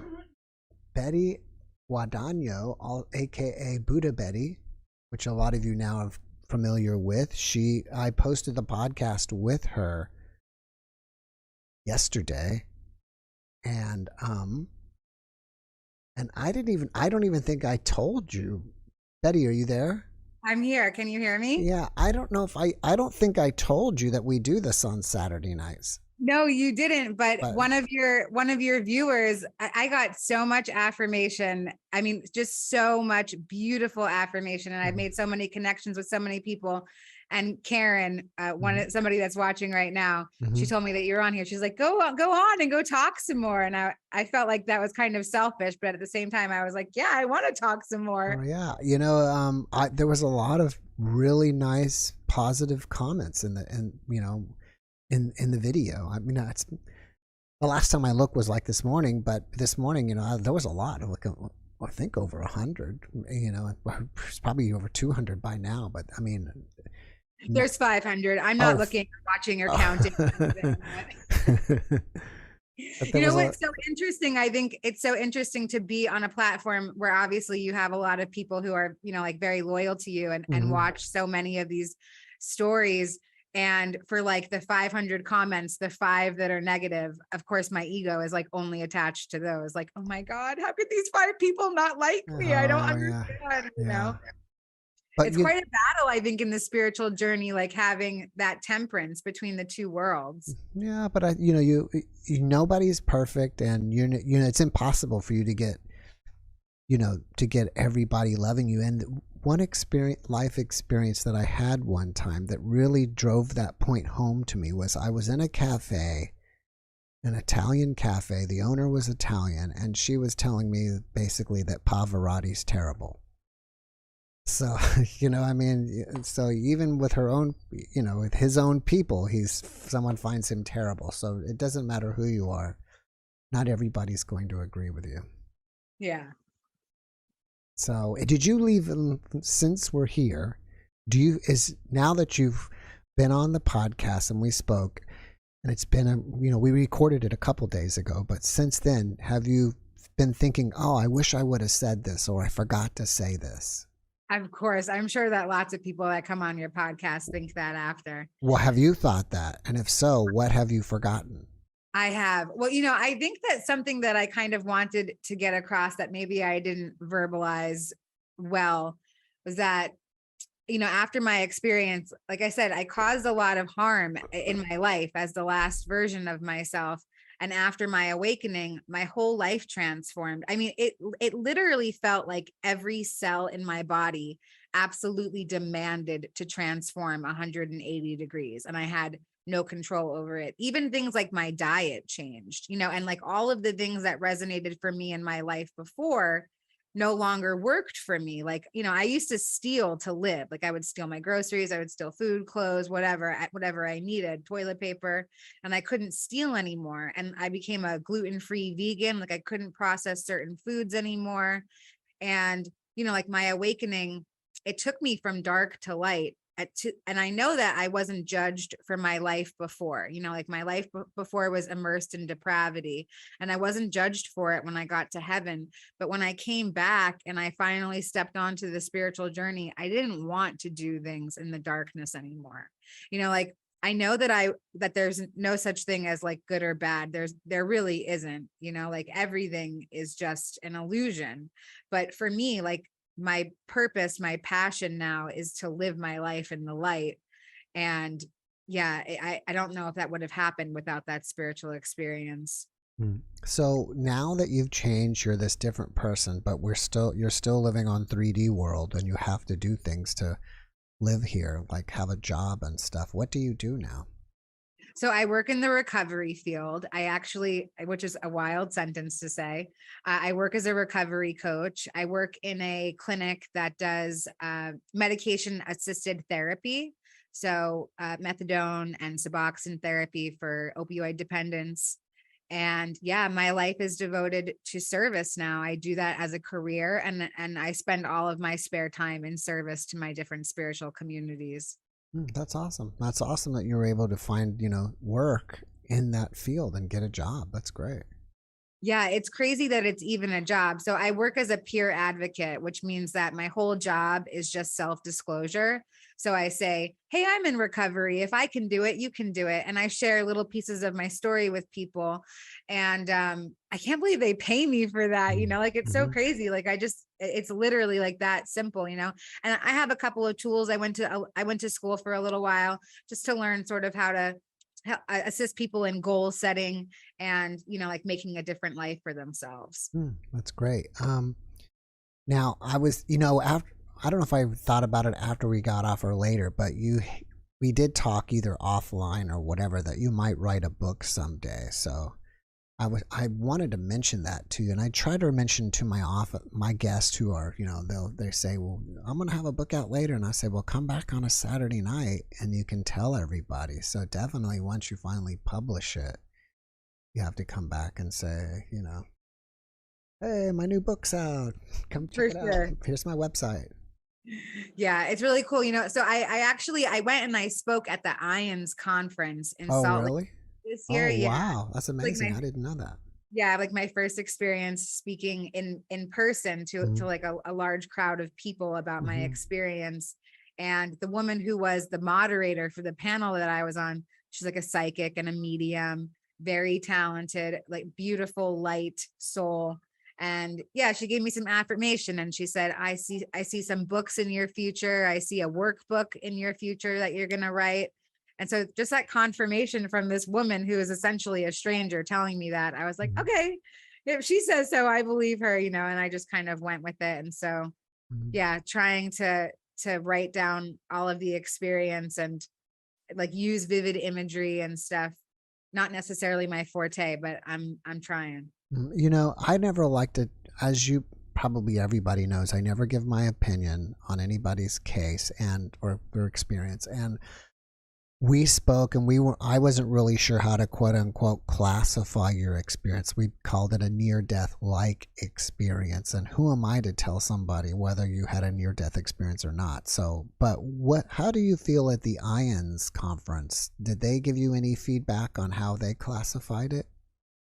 Well, I know just from like the information that has come my way that what I had was called a Kundalini awakening. And it didn't come from any sort of like meditation practice, which is one way to activate your Kundalini energy. Mine came from an overdose of hallucinogens. Right. I know that that's what it was because of all of the physical symptoms that happened and because of the massive transformation that took place after. However, I was transported to the space of eternity in my experience. So that makes it near death like. And in a way, my experience felt like a spiritual suicide or a mental suicide, or maybe in some alternate reality, I did actually overdose and die. Like there's just so many facets, so many levels to what our world actually is. But a lot of my experience really feels like I did actually die. And I just, like I can't really conceive of what death is. And so it just seems like my world started to recreate itself just with a couple of different things, a little bit more light. Right.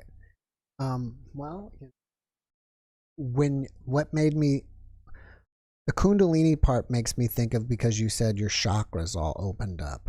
But I also feel like, well, do people, when they have a Kundalini experience, do they physically go through some kind of wave-like motion with their body? And you didn't say that, but doesn't mean you didn't do that. But did that happen for you? Yeah, it did. There was this rush of energy that was going up and down my body. So Kundalini energy is described as life force energy. Some people call it receiving the Holy Spirit. So like if you're from the Western world, you would call it receiving the Holy Spirit, but it's all, all based on the same thing. And basically the way that it's described is that there's a coiled serpent sitting in the root of your chakra system. And when your Kundalini awakens, that serpent shoots straight up. And so it's no longer coiled at your base. It actually is shooting up your spine. So when my Kundalini started to awaken and it started to rise, this rush of energy was going up and down me. And it was causing me to pee all over myself because I had this surge of energy going up and down me. So I like grabbed a bunch of paper towels. I like put them between my legs and I was like, this is why babies wear diapers. Of course, it all makes sense now. The energy is running up and down them. But yeah, I definitely experienced really intense physical symptoms from the awakening process. And, you mentioned that. And, when someone at least loses complete consciousness, or when they die completely, all the muscles in their urinary and gastrointestinal tract completely relax, and they'll use the bathroom all over themselves, to put it politely. And it's something that I never asked the NDE guests, because I think that's kind of an embarrassing thing to ask them, you know. I think maybe at least one of the guests just kind of said it, you know, that was just their personality, and said that such and such thing happened. And when you said that, I kind of thought, well, okay, maybe she was totally unconscious, and that's why it happened. Because, you know, like I said, when you're completely unconscious, or you left your body and your body was like in a dead, quote unquote, dead-like space. But from what you're saying now, I think it's different. I think it's more, from what you're saying, it sounds like it's from your Kundalini experience, like you lost control of your body or something. Yeah, you know, and I didn't have any language for any of this for so long. And then I started going to the IONS sharing groups online. They have like a little community of people that meet weekly. And it's just a bunch of experiencers. And I would go into those meetings, and it's a 90-minute meeting. And I would sit there for the hour and a half, and I would just hysterically cry. And, you know, they'd be like, do you want to share? And I'd be like, why did God reject me? Why do I have to be here? Why did God reject you? Like, what's wrong with us? Why do we have to be here? And I started hearing people that had integrated their experience over decades of time. And they were so calm and at peace with the fact that they're here, and they actually liked being on Earth, you know? Mm-hmm. And these brilliant women, they put all of this language to my experience. And I heard of other people who had these really transformative Kundalini awakenings. And I heard this one woman share, Catherine, she's like, so dear to me. She gave me all of my language. And yeah, so just the affirmation from hearing somebody else's experience, which is why it's so important for us to share about these mystical experiences, because we don't know who we're touching or helping. Yeah, exactly. Well, let me do this while we're here. Before I get to the next guest, if anybody in the chat has a question for Betty, then you know, maybe they'll have questions that I never thought of asking. You know, sometimes the people will email me and still ask me questions, and I'm like, oh, that is a really good. You know, they'll ask me different questions to ask the guest that I never even think about. So, but there's a little bit of a delay, like a 30-second delay, so we'll have to wait a second. But we can fill this space with song if we want. Fill the face with song. Do better. I'm not going to sing. I'll probably make everybody leave. So anyways, did many people reach out to you personally after this? So many people. And thank you so much for what you do. You know, I mean, it's such a beautiful gift. And, you know, so many people reached out in so many different ways. Some people wanted assistance with recovery related things. Yeah. Some people were interested and, you know, just in affirming me of my transformation. Mm-hmm. You know, because I can't always see how much my life is transformed. I still think that I should be further along than I am, or, you know, my ego storyline gets real wrapped up in a lot of stuff. And so, yeah, Mm-hmm. such a beautiful gift. I'm so grateful for you. All right, I have a bunch of questions. Okay. One wants to know, when are you starting your own YouTube channel? That's a good question. Yeah, I do have one. It doesn't have a lot of content on it, but it's Buddha Betty. I was typing in the chat before. Feel free to follow me. And yeah, I'm hoping that this whole situation will encourage me a little bit more to put myself out there on social media platforms. Deborah wants to know if you can elaborate more about the twin flames. Yeah, you know, so a lot of the twin flame information that I have is stuff that I've researched. I feel like, you know, because I don't have any contact with this person that I perceive as my twin flame, I don't have like too much to share about the journey. However, I've read so many amazing, you know, like articles and information about it. And basically the twin flame journey comes down to yourself. You know, like, I don't need to look for a partner outside of myself. These are energies that exist inside me. I am manifesting everything in my outward reality through my mind. So part of my awakening process was seeing the world as the movie Inception.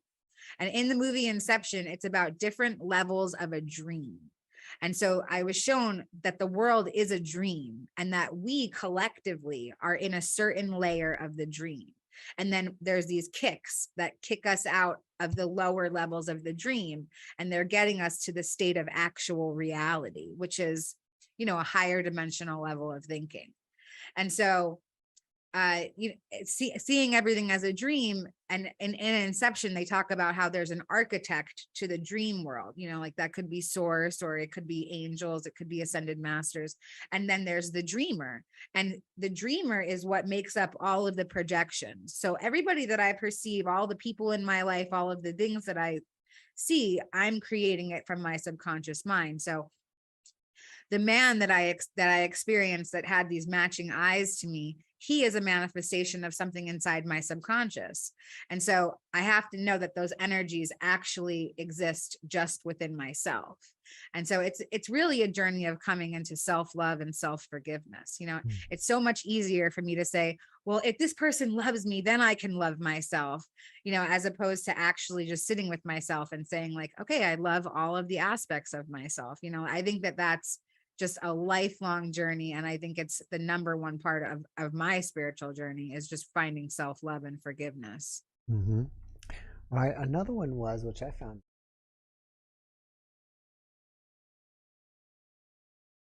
Can you expand a little more on the clowns show of your life? I don't remember you talking about clowns. What is that about? Yeah. So I was saying that like after I had this overdose of hallucinogens, I wound up at this variety show. Okay. And I walked through the door and it was like this stage. The show looked like Twin Peaks and Beetlejuice had a baby. Right, I remember that. They put it on the stage and it was like wrapped in red velvet.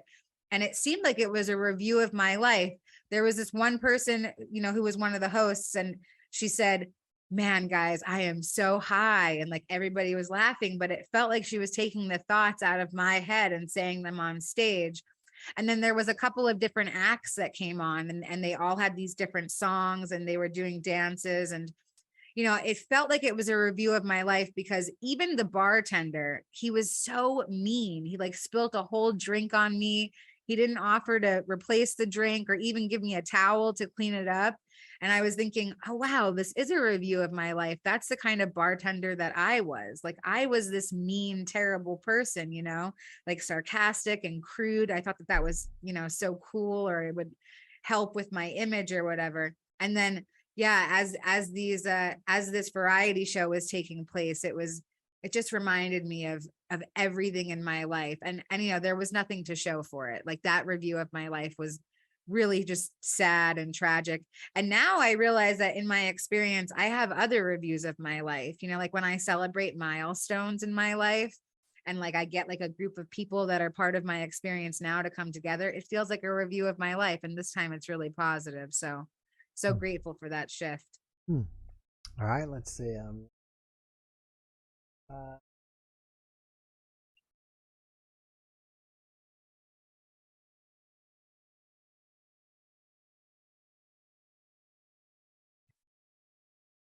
Give them a comment.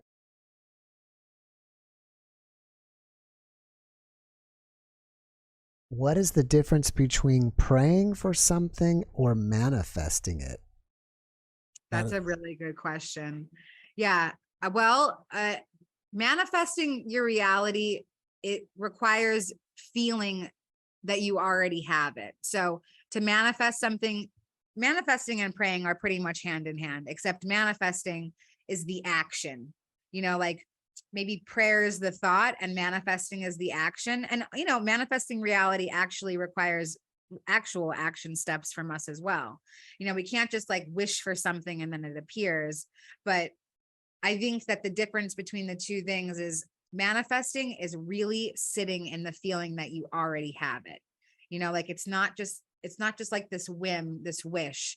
This is like the desire and the feeling that you already have it. That's how you manifest your reality. Mm-hmm.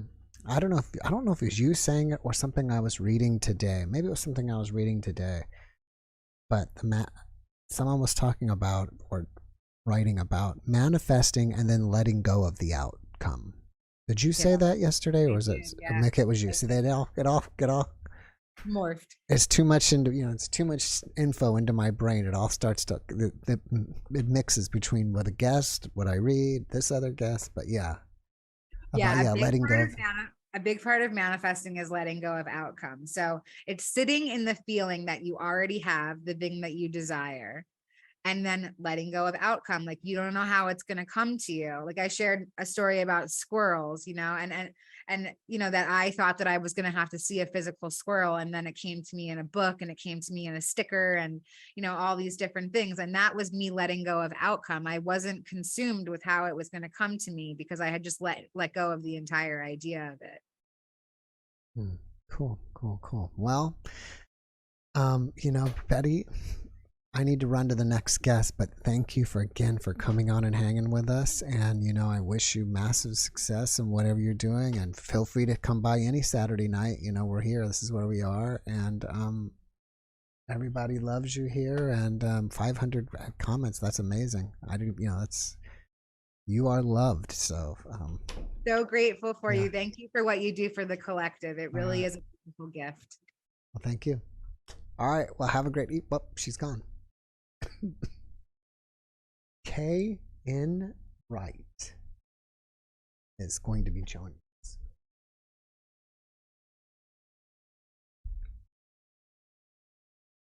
And I still got to show you guys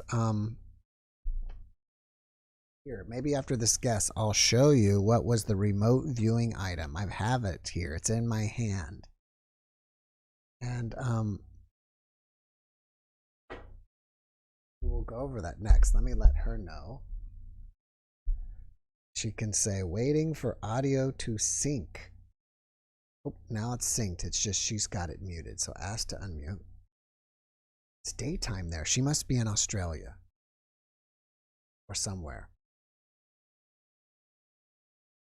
Or California. Ta-da! Right. Hello. Hi. How are you? Wait. I'm Karen. Karen.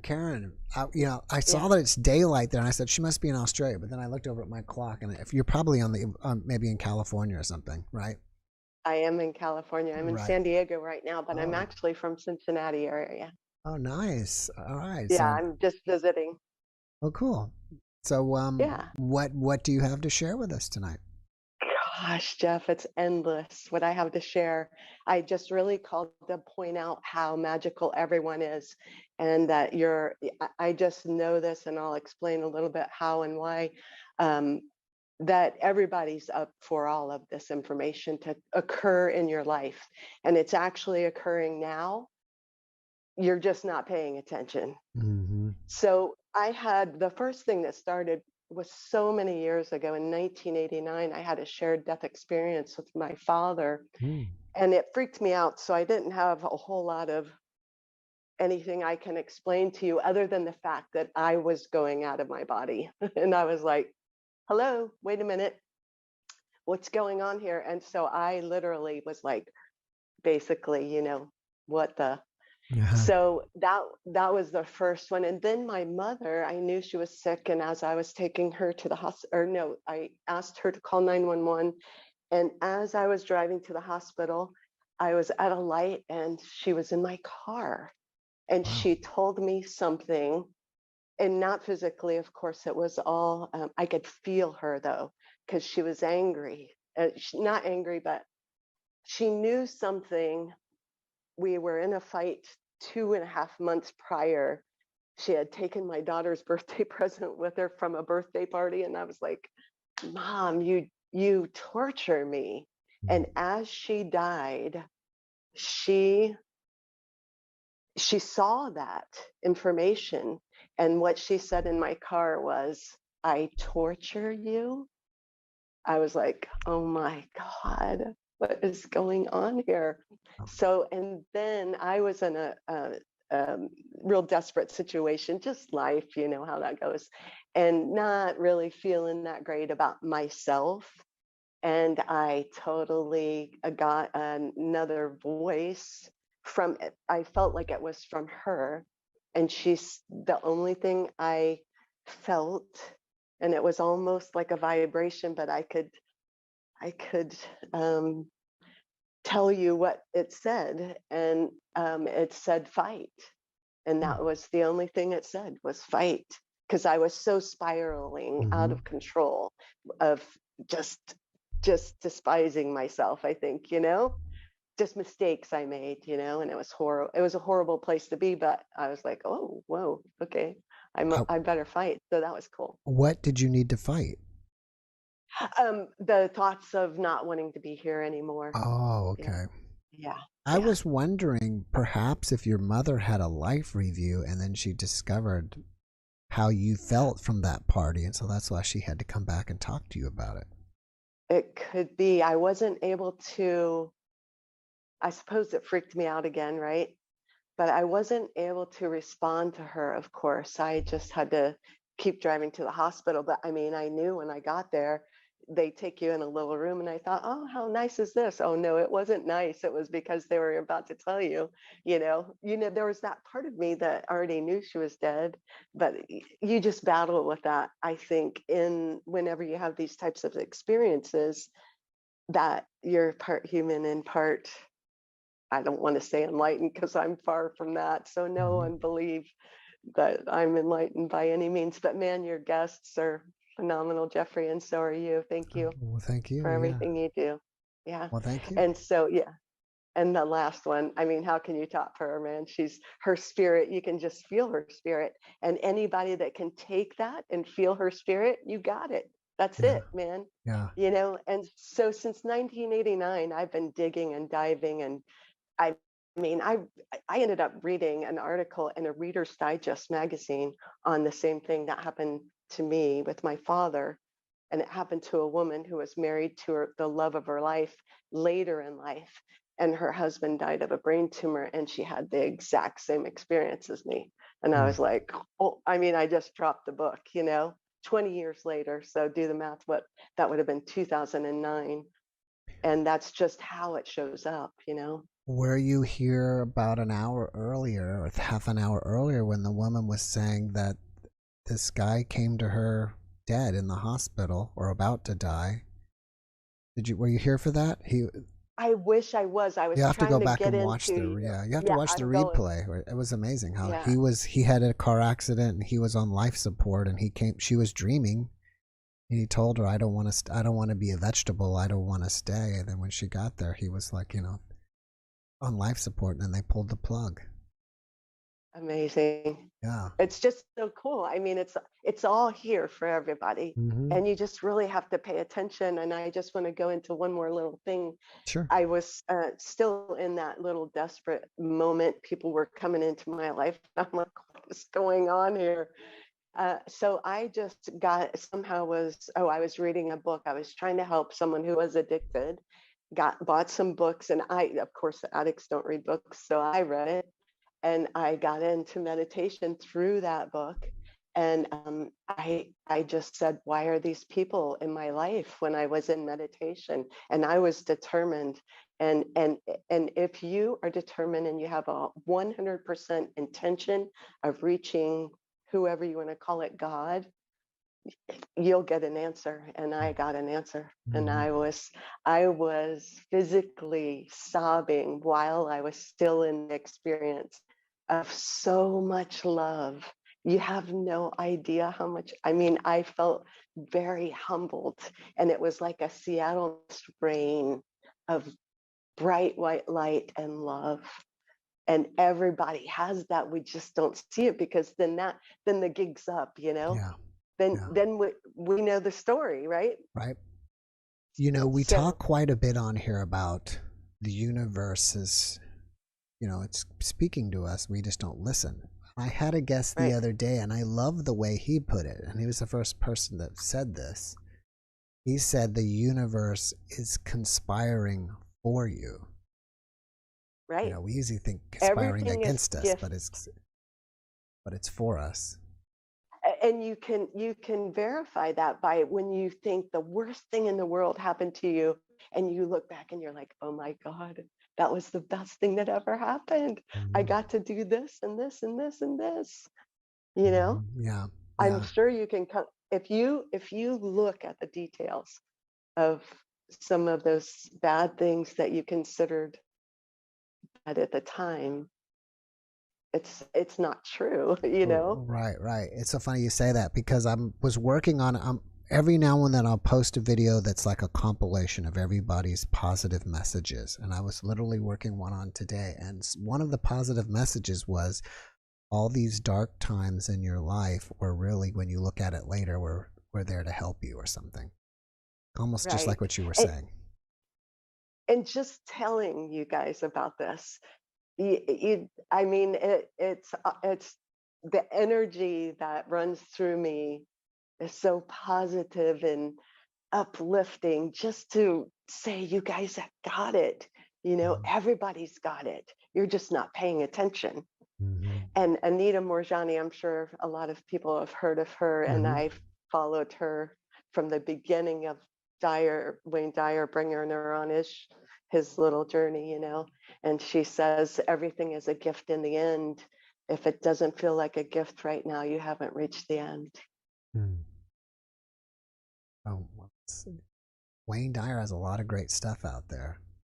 He does, yeah. Maybe And one he day brought her on. Oh, maybe I'll get him as a guest. Well, Wayne Dyer's dead, Oh but yeah. yeah. Okay, I didn't Anita realize that. Morjani is the person who had that Right. statement, but Wayne Dyer lives in all of us. I can assure you, you Right. know, Right. some of his stuff is just, yeah, Right. I didn't yeah, realize Wayne phenomenal.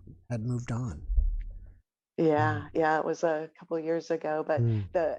the strangest thing too, and I don't know if he's still alive. Boy, am I going to be able to come up with his name. Arnold Patent is who took me down the road, and he has 3 steps. One is look what I created it, or look what I created. I created it because I want it. I created it. I created this situation for myself so I could have soul growth, basically. I'm paraphrasing and I've got my own interpretation in there, but that's what I gathered from his information. And then 2 is no judging. And 3 is how would I like to feel? That's how you come together with the whole thing. How would I like to feel? Yeah, I like that. So everything's a feeling situation. Always. We're always feeling. It's the feeling energy, the energy of feeling. Yeah, cool. Well, Karen, I'm sorry. I should run to the next person. I know. I'm sorry. Thank you. No, Jeff. no, thank you. And I've got to announce my remote viewing thing. But thank you so much for joining us and sharing with us. And you said you've got lots to share, so I hope you come back and share some more. Thank you so much. I appreciate you having me. Have a good one. All right, take care. You too. Bye-bye. Cheers. All right, before I bring on Mr. Cake, got a few things here. I need to thank some people. Valonia Volunteers, thank you so much for that super thanks. And Jeff and Mara, if you are ever in Arkansas, come and see you. We should. You have to let us know what city, because I had a guest that was from Bentonville, and she told me the place is awesome. So I was like, we've been thinking about, moving. Maybe that'd be a cool place. Christian Mysticism, thank you very much for that super thanks. I really appreciate it. Leslie Kings, nice to see you, Leslie. Hope everything's well in Hong Kong. Thank you for the super thanks, and says you are amazing. Thank you very much. And you are as well. One of these days, I hope you're going to get your music situation sorted out so you can play for us. I thought there was another one. If I lost a super thanks, I'm sorry. It's not popping up there. But I want to say thank you for whoever did that. Maybe if you click that top chat thing. That. But yeah, click live chat. It says everything's visible. See if I don't know, for some reason we can't go back in time that far.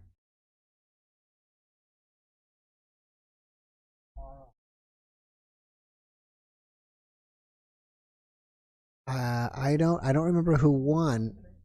Andre actually guessed, and this is amazing. He actually guessed the remote viewing item, and here it. Oh, okay. No, I didn't show it because I went like this. One last chance. If you want to type in what the remote viewing object is, I'm going to show it here, and then I'm going to go to Mr. Cake. But before I do, I wanted to do this. If you want to put in material, color, and shape, I'm going to show it to you. Bentonville is in Arkansas, Diana. It's northwest Arkansas, and that's actually where our Walmart is from. So to hear about my own vision. Oh, Colleen from New Hampshire. Thank you for that very, very much for the super thanks. Thank you to infinity and beyond for holding the sacred space of kindred spirits. Rectangular shape, someone's saying. Paper, a dog training clicker, blue. That's an interesting idea. Scissors, blue, paper, white. My voice is so unique. I'll take that as a compliment. Thank you. Anything else? Cherry lipstick. That's interesting. That's a good idea. Piece of paper, a bell. I guessed it and I forgot. Satin pillow, a rubber man, a blue round. I guess is it has enough time.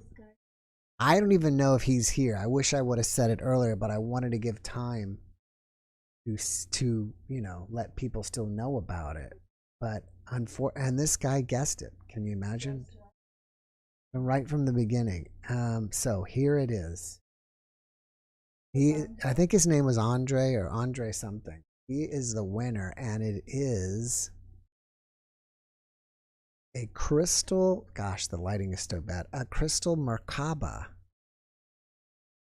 And he said it was a Merkaba, either a triangle or a Merkaba, and he got it right. Can you imagine? And the lighting is just too bright in here. Maybe I take the brightness down somehow. You can see this, but it's more of like it's like translucent crystal. It's crystal, so it's a little. It just shows white here. Maybe my wife can do it. Put it up close. There, there it was. Looked pretty good. But that is the actual thing. My mother gave me this Merkaba. You had it at 1 second. Oh, there you go.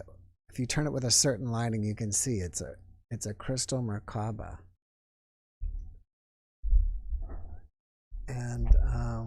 And so that was really cool. That was amazing that was the two ones that we're guessing. Was another one. What was the one that he said? Remember the one that was like a popsicle?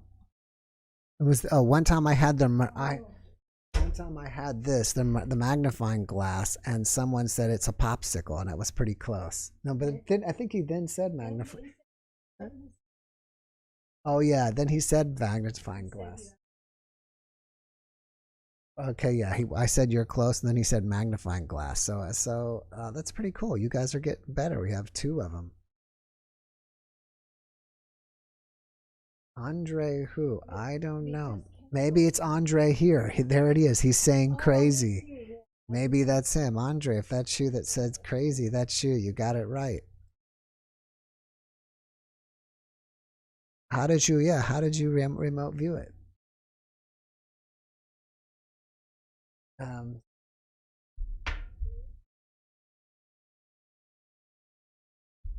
So let's bring on Stephen and see what Stephen. Now, Stephen has been a dedicated contributor.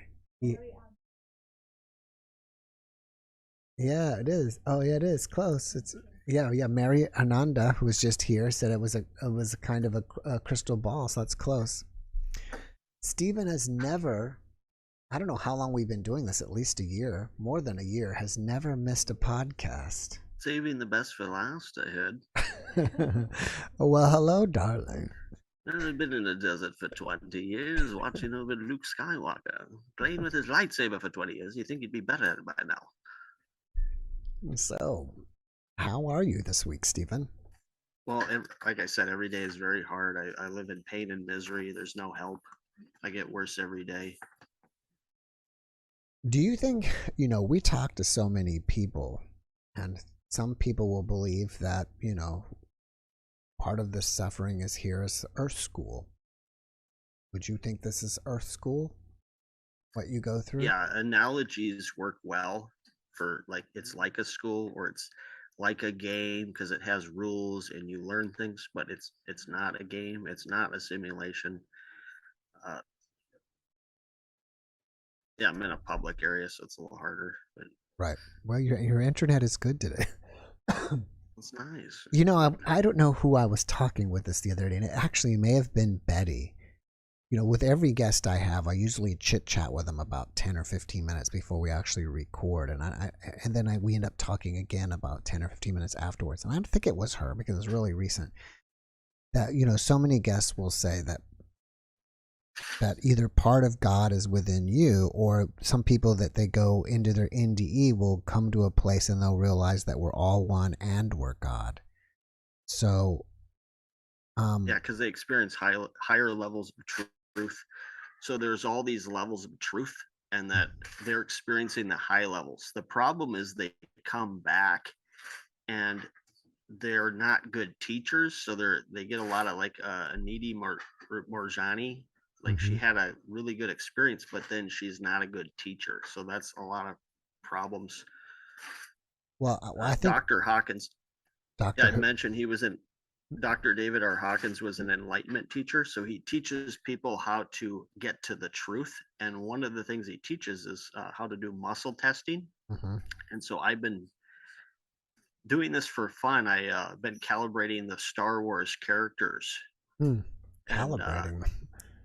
Yeah, so basically as this chart, it's 1 to 1,000. 200 is like where it gets positive. And Star Wars is positive. It's in the 200s, and most of the characters in 200. But the stormtroopers are over 200. So they're kind of like the German military, that they weren't necessarily evil. They're just kind of doing their job. Right. But this won't surprise anyone. Jar Jar Binks was under 200. It was a negative character. The droids were above. The Wookiee was above. Lando was one of the more positive characters. Well, I was going to say, and I didn't finish, but if we are all God, or, if we come to the 100 certainty that we were all God, what would happen to us? Like, hey, if you just had this realization, you know what, I am God, and would we just leave our body? The simulation would end. Exactly. Would the simulation be over and you would disappear? We'd all be Neo in the Matrix, flying around. Yeah, so it's pretty crazy to think about that. Yeah, the way I see it is that we have all these abilities in the spirit world. We sign up to not have abilities. Right. To not be able to do all these, for instance, they use telepathy. Everything is mind-to-mind communication, but here we have to speak to each other. What do you think about? We have to use accents if we want to get through to each other.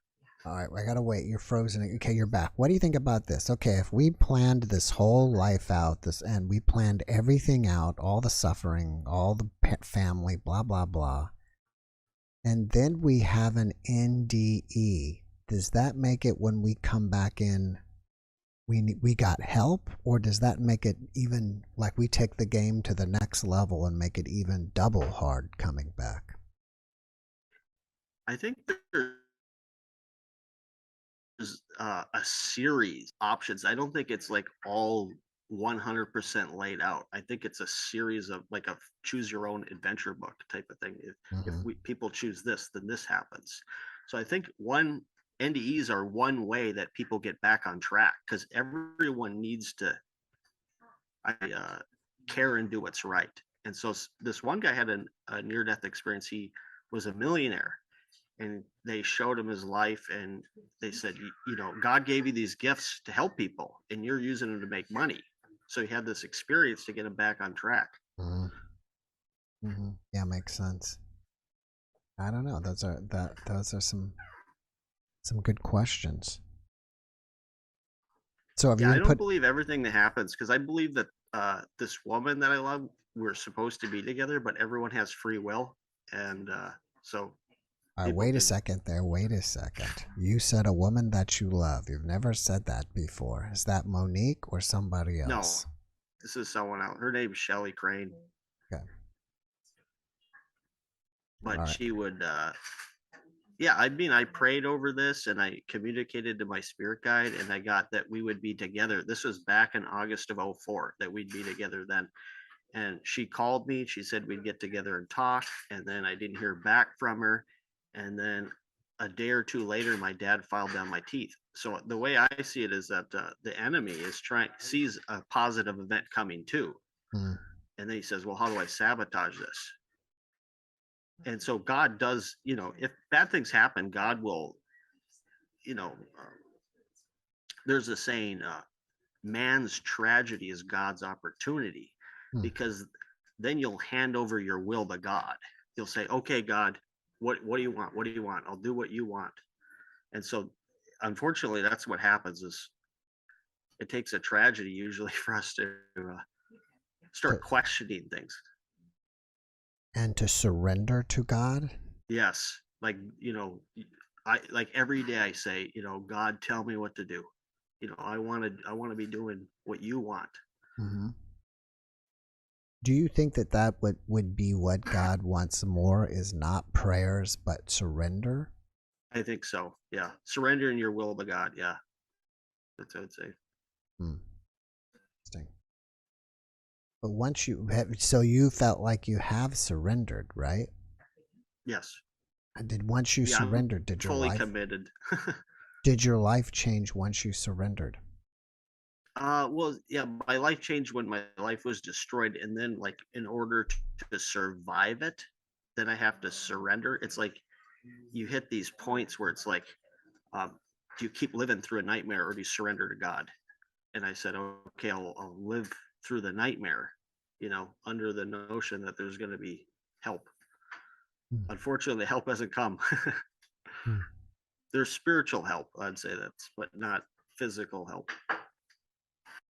Okay, yeah, it's pretty deep. This is now on a lighter note. Have you made any new videos recently? Because Stephen does have juggling videos. He does have a YouTube channel. For those of you who doesn't know Stephen, he has a YouTube channel. He does juggling. He shows orbs. And by the way, a woman that, now that I'm thinking about it, a woman that has a whole website about orbs and her pictures and videos. She contacted me because we were talking about orbs or something, and I was asked her to be a guest, and she just wanted to talk to me about orbs. She didn't want to be a guest, but maybe I'll get her on, and I'll have, you know, someone have a whole show about orbs. But back to Stephen, he has videos of orbs, him juggling and orbs flying around him. Yeah, so I believe that spirits can move dust and whatnot, because like I made a video and I said, is this dust? And it's just swirling, and I'm like, okay, if it's dust, then shouldn't me doing this affect the flow of the dust? And it's just still doing whatever it wants. Right. I go, I think they're controlling it. I'm pretty sure when I learned in biology somewhere, and this is what has to do with cells in like water, they called it like Brownian motion or something, just the random movement of cells. But, you know, obviously we're not in a liquid and we're not cells, we're talking about orbs. But if it is dust, then you would think that your movement of the air would cause the dust to move with it. Yeah, I think that the spirits can move the dust. They can, like, I don't really know, like, are they creating supernatural events, or are they just manipulating what's already there? Yeah, interesting. When we worked on Jurassic Park, we had to find out if they were females, so we had to go lift up all their skirts, and we'll take a look at Tyrannosaurus Rex. He was getting it on with Donkey Kong, if you know what I mean. So is Donald here tonight? Let me tell you something, folks. We're going to do the best thing in the world. We're going to make it great again, folks. Once and for all. As soon as I get out of jail, I'm coming back. There was somebody, I think it was on TikTok or Instagram Reels, but they were teaching how to imitate Trump. And there was like 2 phrases that he always says that, you know, you have to incorporate into it. And it wasn't the obvious ones like tremendous, you know, it was something else. He likes nicknames. They're like Little Marco, Lion Ted, we got small hands Putin here. Likes to mock people. It's time to go for a walk. A Christopher Walken. Hey, kids, it's crazy. I know what you're thinking. It's totally nuts. That's a pretty good. That one's pretty good. I don't know if I've heard you do Christopher Walken. Can you do the more I think I've done it cowbell? a few times. You need more cowbell? Oh, I like the song, but you could use a little more cowbell in it. Yeah, that was a great skit. Can you do the Godfather?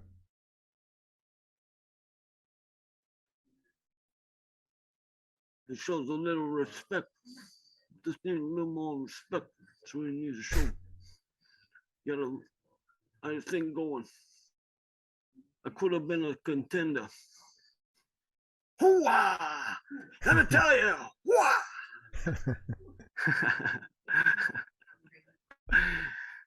There's a lot of impressions that that I'm good at, and then there's a lot that I could have done that, like, hey, Fry, this ain't fit for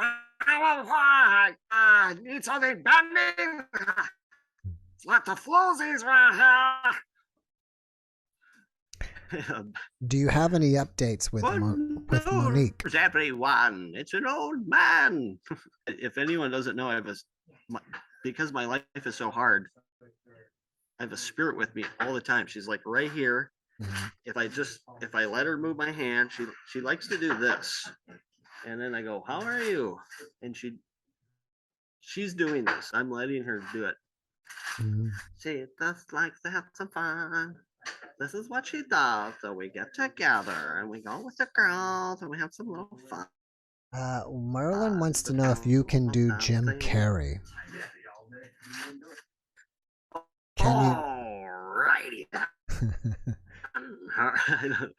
That's all I got on him. And now for something completely different. Well, did you take a guess at the... Name the dog Indiana. Name the cat Pussy Galore. Connery, he doesn't slap a woman because they're getting all yuppity. He slaps a woman because he has to show them how it's done.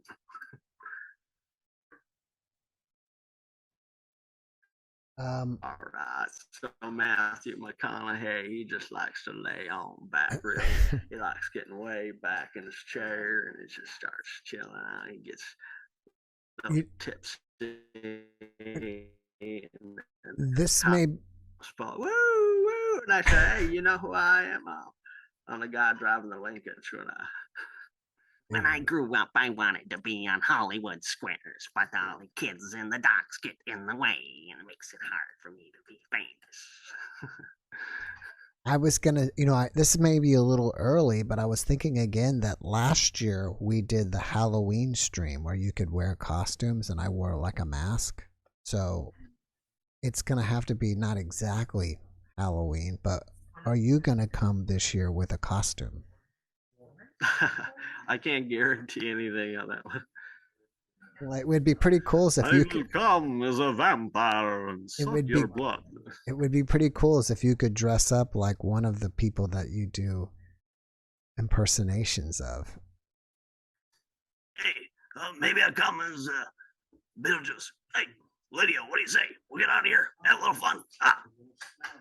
I did a dance. I don't know if anyone saw it, but I did a dance where I did a real life Beetlejuice dance where I had my spirit friend movie to the song they play at the end, jump in the line, and I had my spirit friend move me. So it's a real life Beetlejuice dance. Mm-hmm. Well, Stephen, I'm gone into overtime, so I've got to do what you gotta do, man. Me and the boys, we're gonna be rocking out later, So thanks for having me on, and God bless everyone. Thank you, Stephen. God bless you. We love you, and hopefully we'll see you. Oh, I'm not going to say hopefully. We'll see you next week. Yeah, we'll hope so. Okay. Bye. All right. Cheers, brother. Oh, he's gone. All right. Well, it's already after 9. And yes, it's already been a year already, Karen. Could you imagine? Like I remember getting ready for the Halloween stream last year, and someone's already saying, "Please do not come back as the devil." And it's funny enough, and I was saying last year that I just went to the Halloween store And I just chose a mask that the mouth was open so I could speak, you know, because if my mouth is covered, it wouldn't sound good. It'll sound muffled. And people didn't like that mask, apparently, as you can see here. Who just said that? Somebody just said that. Anyways, that was what? That they didn't like that. Again, you're welcome to come, and even if you don't want to say anything, we can just have like a costume party, and you know, Halloween. I think the Saturday is the 30th, and so it won't be exactly Halloween like it was last year, but you can dress up scary or however you want to dress up, but you know, kind of will make it fun. And on that note, I guess that's the end of the night. Thank you guys so much for coming and hanging out with us. And, you know, we appreciate all of you.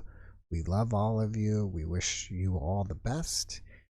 And hopefully I'll see you all back next Saturday night. So have a great week.